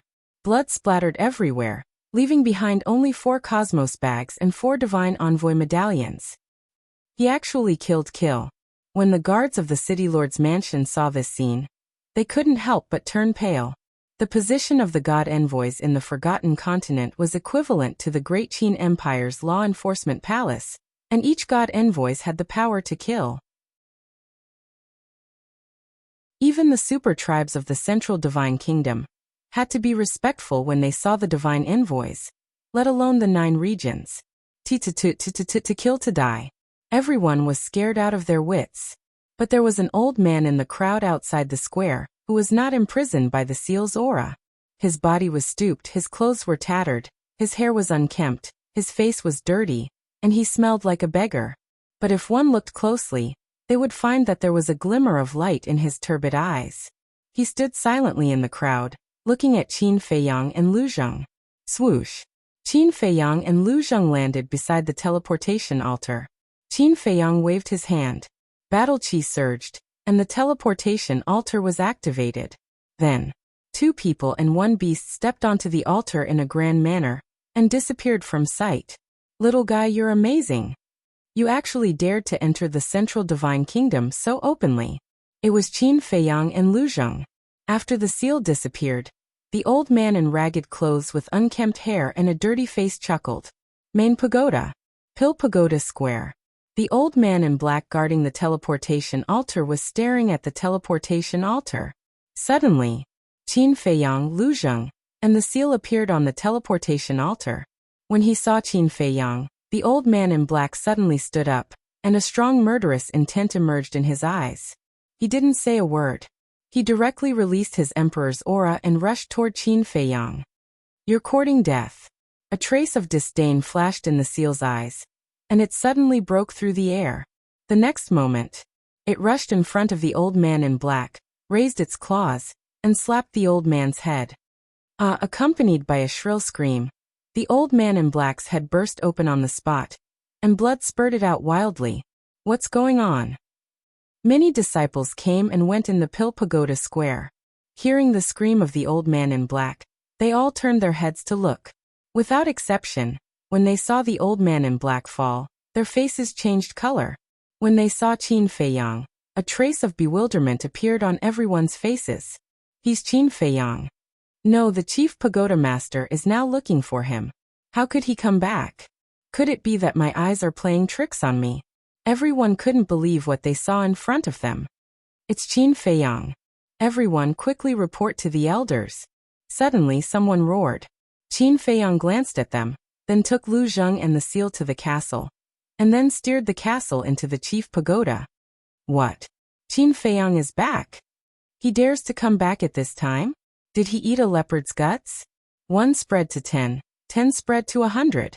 The news of Qin Feiyang's return quickly spread in the chief pagoda and the divine city, causing an uproar. There was no suspense. Everyone who received this news was extremely shocked. The Oracle Hall. A oracle hurriedly ran to the front of a hall and shouted, Hall Master, this subordinate has something to report. What's the matter? Gong Sunbei walked out of the hall and frowned. Qin Feiyang is back, the oracle said. Qin Feiyang? Gong Sunbei was stunned and hurriedly asked, where is he now? I don't know. He disappeared as soon as he arrived at the Pill Pagoda Square. No one knows where he's hiding now, the oracle said. Gong Sunbei said angrily, isn't the teleportation altar guarded? How did he get in? I'm afraid you won't believe me even if I tell you, Hall Master. The 4 oracles we sent and the elder at the Pill Pagoda Square all died at the hands of Qin Feiyang. The oracle said. How is that possible? When did he have such strength? Gong Sunbei was surprised. This subordinate doesn't believe it either, but it's the truth. However, it's said that the one who killed them wasn't Qin Feiyang himself, but a 9-star emperor beast by Qin Feiyang's side. The oracle said. 9-star emperor beast. Gong Sunbei murmured and said in a deep voice, immediately gather all the oracles and guard the teleportation altar at the Pill Pagoda Square. Without my orders, no one is allowed to enter or leave. Yes, the oracle replied with a bow. Gong Sunbei continued. In addition, inform everyone that the news of Qin Feiyang's return is to be kept a secret from junior brother and you, This subordinate understands. This subordinate will do it right away. The oracle nodded and turned around to leave. Wait. Gong Sunbei suddenly thought of something. Hall Master, do you have any other instructions? The oracle stopped and turned to look at him with a puzzled expression. Gong Sunbei pondered for a while and said, don't let the oracles below the 9-star combat emperor realm go. After all, Qin Feiyang has a 9-star emperor beast by his side.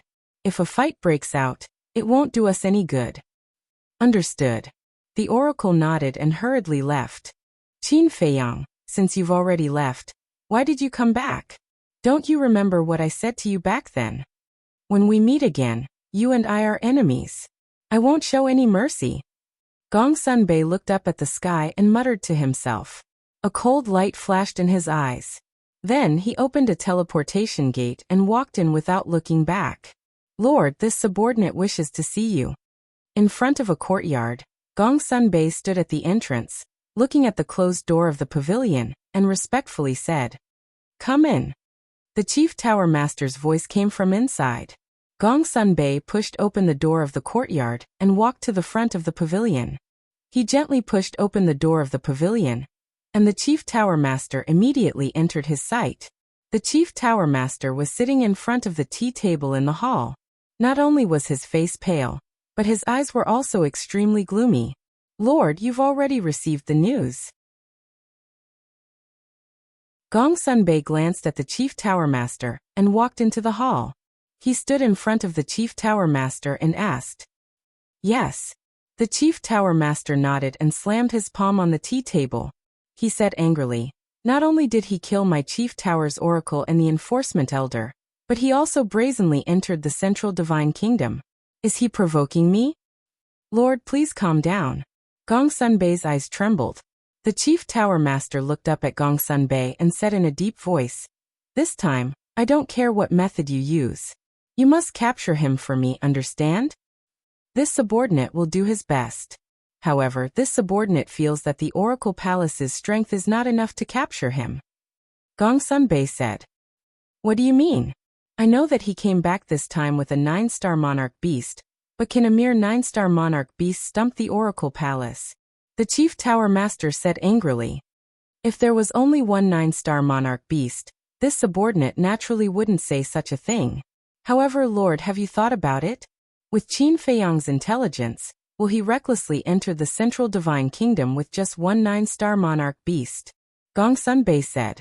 The Chief Tower Master frowned and said, "You mean that he has more than one 9-star monarch beast?" "I don't know if he has more 9-star monarch beasts, but I know him. He never does things that he's not confident in. Therefore, this subordinate concluded that he must have other means." Gong Sunbei said. "Then, what do you think we should do?" The Chief Tower Master asked. Gong Sunbei said, "Go to the land of inheritance and ask the 3 patriarchs to come out of seclusion. They are all false gods. It will be a piece of cake for them to deal with Qin Feiyang." The Chief Tower Master pondered for a while and nodded. "All right, go and tell them the truth. I think they will definitely take action." "Yes." Gong Sunbei responded respectfully and was about to turn around and leave. "Don't go." However, at this moment, a cold voice resounded in the hall. "Qin Feiyang." Gong Sunbei and the Chief Tower Master's expressions changed as they immediately looked around. Whoosh! The next moment.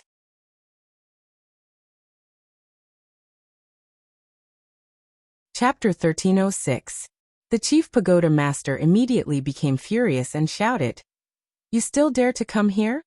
Gong Sunbei's eyes flashed. He walked to the Chief Tower Master's side and looked at the man and beast warily. Qin Feiyang looked at the two of them and sat opposite the Chief Tower Master. He smiled faintly. "This is not a tiger's den. Why wouldn't I dare to come here?" "Arrogant." The Chief Tower Master flew into a rage. Qin Feiyang said faintly, "I didn't come back to cause trouble." "Then why did you come back?" Gong Sunbei asked. Qin Feiyang said, "I want to know where the Mu family's base is." Both the Chief Tower Master and Gong Sunbei were stunned. They thought that Qin Feiyang had come back this time to continue fighting against them. They didn't expect that it was for the Mu family. "Why are you asking about this?" Gong Sunbei was suspicious. Qin Feiyang said, "Don't worry about this. Anyway, it will only benefit you." "Only benefit? Are you joking? You used Hao and Yu to steal the divine crystals and heavenly flames. You even massacred millions of creatures in the 9 regions. Do you think I will believe you now?" The Chief Tower Master sneered. "Then what do you want? If you don't like it, then let's fight. Stop talking nonsense." The seal was overbearing. It didn't put the master of the Forgotten Continent in its eyes. "Shut up. I am talking to your master. Who are you to interrupt? Don't think that you can do whatever you want in my chief tower just because you are a 9-star combat emperor. Let me tell you, you are not qualified." The Chief Tower Master yelled. "Fuck. You're still being arrogant. Boss Qin, bring out our main force and flatten this bullshit chief tower." The seal was furious. Main force. Gong Sunbei's pupils shrank as he looked at Qin Feiyang. It seemed that the seal wasn't the only 9-star combat emperor around this kid. Qin Feiyang chuckled. He looked up at the Chief Tower Master and said, I want to make a few points clear. Firstly, I'm not the owner of the seal. He and I are friends. So what it says is equivalent to what I want to say. If you're not convinced, let's play. Let's see who will lose out in the end. Qin Feiyang said. So confident? Gong Sunbei's heart trembled. How many experts were there in the army that the seals mentioned? Was that powerful and mysterious madam hiding by Qin Feiyang's side right now? Secondly, I was indeed the one who stole the divine crystal. As for the profound sky flame, the heavenly thunder flame, and the frost flame, they are all in my hands. As for the other alchemy fires such as the Big Dipper flame and the bloodbath in the first and second regions, whether you believe it or not, I didn't do it. Qin Feiyang added. Gong Sunbei frowned. If it wasn't you, then who was it? Don't tell me you don't know. Of course I know.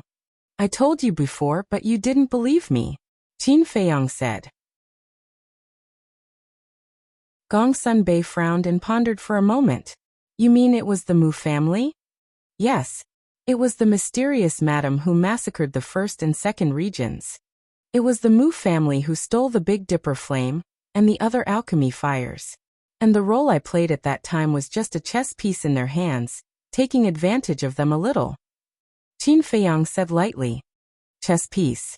A chess piece can get the heavenly thunder flame, the heavenly thunder flame, and the frost flame. In my opinion, you are in cahoots with them. You are in cahoots with them. The Chief Tower Master sneered. Whatever you say. Anyway, I have a clear conscience. Now can you tell me where the Mu family is? Qin Feiyang said. Gong Sunbei didn't answer. Who has the divine crystal now? The mysterious madam. Qin Feiyang didn't hide it because there was no need to. The mysterious madam's strength was beyond imagination. Even if the Chief Tower Master knew, he couldn't do anything to her. Of course, if the Chief Tower Master really fought with the mysterious madam, then he would be happy to see it. Because in this way, he could sit back and reap the benefits.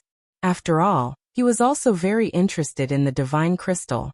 The Chief Tower Master asked, Where is the mysterious madam? Qin Feiyang said lightly, I don't know. After I gave her the divine crystal, we parted ways. He was a little puzzled. Originally, after he left the Forgotten Continent, Mu Qing should have used the all-seeing eye to predict the mysterious madam's location. So, Mu Qing must have known that the mysterious madam was hiding in the Endless Sea. At that time, the Mu family and the Chief Tower Master were in a cooperative relationship. If the Mu family knew, then the Chief Tower should also know. But now, why did the Chief Tower Master come to ask him? Could it be that the Mu family didn't tell the Chief Tower Master the whereabouts of the mysterious madam? After thinking about it for a while, it was really possible. Because the Mu family also wanted the divine crystal. The Chief Tower Master looked at Qin Feiyang's expression and said in a deep voice, You really don't know, or are you pretending not to know? Is it so important to tell the truth? If you really want to know, I can show you the way to monitor the Mu family. If I'm not wrong, the Mu family is also looking for the mysterious madam now, and they will find it before you. Qin Feiyang smiled. The Mu family. I kindly took them in and gave them a place in the central divine kingdom, but they pretended to obey in front of me. They really deserved to die. The Chief Tower Master clenched his hands, and the murderous intent in his eyes was undisguised. This Mu family's people have always been ambitious. Gong Sunbei shook his head and sighed. In fact, he had long suspected the Mu family, and he had told the Chief Tower Master about this before, but there was no evidence. However, even if there was evidence, what could he do? The Mu family's strength was unfathomable, and the Chief Tower might not be able to fight them. Suddenly, Gong Sunbei looked at Qin Feiyang, his eyes flashed slightly and asked, Qin Feiyang, how about we join forces? Join forces? Qin Feiyang was stunned. The Chief Tower Master also looked at Gong Sunbei in astonishment. Although all of this was done by the mysterious madam and the Mu family behind the scenes, Qin Feiyang was also a participant. And the heavenly thunder flame, the mysterious sky flame, and the ice flame were indeed in the hands of Qin Feiyang. Logically speaking, Shouldn't they first get rid of Qin Feiyang and take back the 3 kinds of alchemy fire? But why did Gong Sunbei take the initiative to ask for Qin Feiyang's help? My lord, at this point, it doesn't make sense for us to deal with Qin Feiyang. Because Qin Feiyang's position is already very obvious, he wants to deal with the Mu family. Instead of continuing to fight with him, it's better to join forces with him to deal with the Mu family. Gong Sunbei thought to himself. If the Chief Tower continued to fight with Qin Feiyang, then the biggest winner in the end would undoubtedly be the Mu family. This point. In fact, the Chief Tower Master could also think of it. But for him to put down his pride and cooperate with Qin Feiyang, he couldn't do it. He was the ruler of the Forgotten Continent. How high was his status? And what about Qin Feiyang? Although he was the descendant of the Qin Emperor, the Qin Emperor had disappeared, maybe even died. Most importantly, Qin Feiyang used to be his disciple. The master-disciple relationship suddenly became an equal partnership. No matter who it was, they couldn't accept this kind of change. My lord, I know what you're thinking. But do you really think that Qin Feiyang relied on his ancestor, the Qin Emperor, to get to where he is today? I can tell you that he didn't. I don't need to tell you how strong the Mu family and the mysterious madam are, my lord, you know. However, this kid was able to rely on his own brain to deal with them until now, and even took advantage of them. Just this ability alone is not something that ordinary people can compare with. Moreover, this time he came back without fear, so I think that he is fully qualified to cooperate with us. My lord, you don't need to be so rigid about the master-disciple relationship. Gong Sunbei said. The Chief Tower Master fell silent. Also, I don't believe that he doesn't know where the mysterious madam is. He must be lying to us. And if we cooperate with him, then we can use him to find the mysterious madam and take back the divinity crystal. Gong Sunbei said telepathically, his eyes flashing. Take back the divinity crystal. The Chief Tower Master's eyes trembled slightly, and he took a deep breath, secretly saying, how can you be sure that he wants to deal with the Mu family? Because he's asking about the Mu family's base. Gong Sunbei said. What does this mean? The Chief Tower Master raised his eyebrows. It means that his relationship with the Mu family is not that good. Otherwise the Mu family wouldn't hide the location of their base from him. If my lord is still worried, I can ask him in person. Gong Sunbei said secretly. Then ask. The Chief Tower Master said. Gong Sunbei looked at Qin Feiyang and said with a smile. Since we're talking about cooperation, then we must be honest with each other first. What are you trying to say? Qin Feiyang said. He was also surprised that Gong Sunbei would propose cooperation. Gong Sunbei said, are you asking about the Mu family's base to deal with them, or for something else? Qin Feiyang pondered for a while and said with a smile, well, I'll tell you. The Mu family is my mortal enemy. Since you're mortal enemies, then why are you helping them? The Chief Tower Master said angrily. Qin Feiyang said lightly, I just said that I was just a chess piece before, and I had no choice. The Chief Tower Master's face sank. Although it was the Mu family and the mysterious madam who had been adding fuel to the fire behind the scenes, to be honest, Qin Feiyang was the one who deserved to be killed the most. Because without him, it would be difficult to accomplish all of this. Gong Sunbei glanced at the Chief Tower Master, then looked at Qin Feiyang and said with a smile, one more question. What's your situation in the Great Qin Empire? In the past, the whole world was my enemy, but now, I can do whatever I want. Qin Feiyang said casually. Do whatever I want? The two of them were shocked. Haha. The Great Qin Empire actually allowed a mere one-star combat emperor to do whatever he wants. I can imagine how bad the Great Qin Empire is now. The Chief Pagoda Master suddenly laughed out loud. His laughter was filled with ridicule that couldn't be dispersed. Qin Feiyang glanced at him indifferently, as if he was looking at a clown. Gong Sunbei was also silent as he looked at Qin Feiyang. You're tuning in to the Li Mei's Wuxia Whispers YouTube channel. We're so grateful for your support, and don't forget to subscribe to join us on this incredible journey through captivating stories. Your generosity through donations truly makes a world of difference, as it's the primary source of revenue that allows me to expand and enhance this channel for you. Thank you from the bottom of my heart for being a part of this adventure.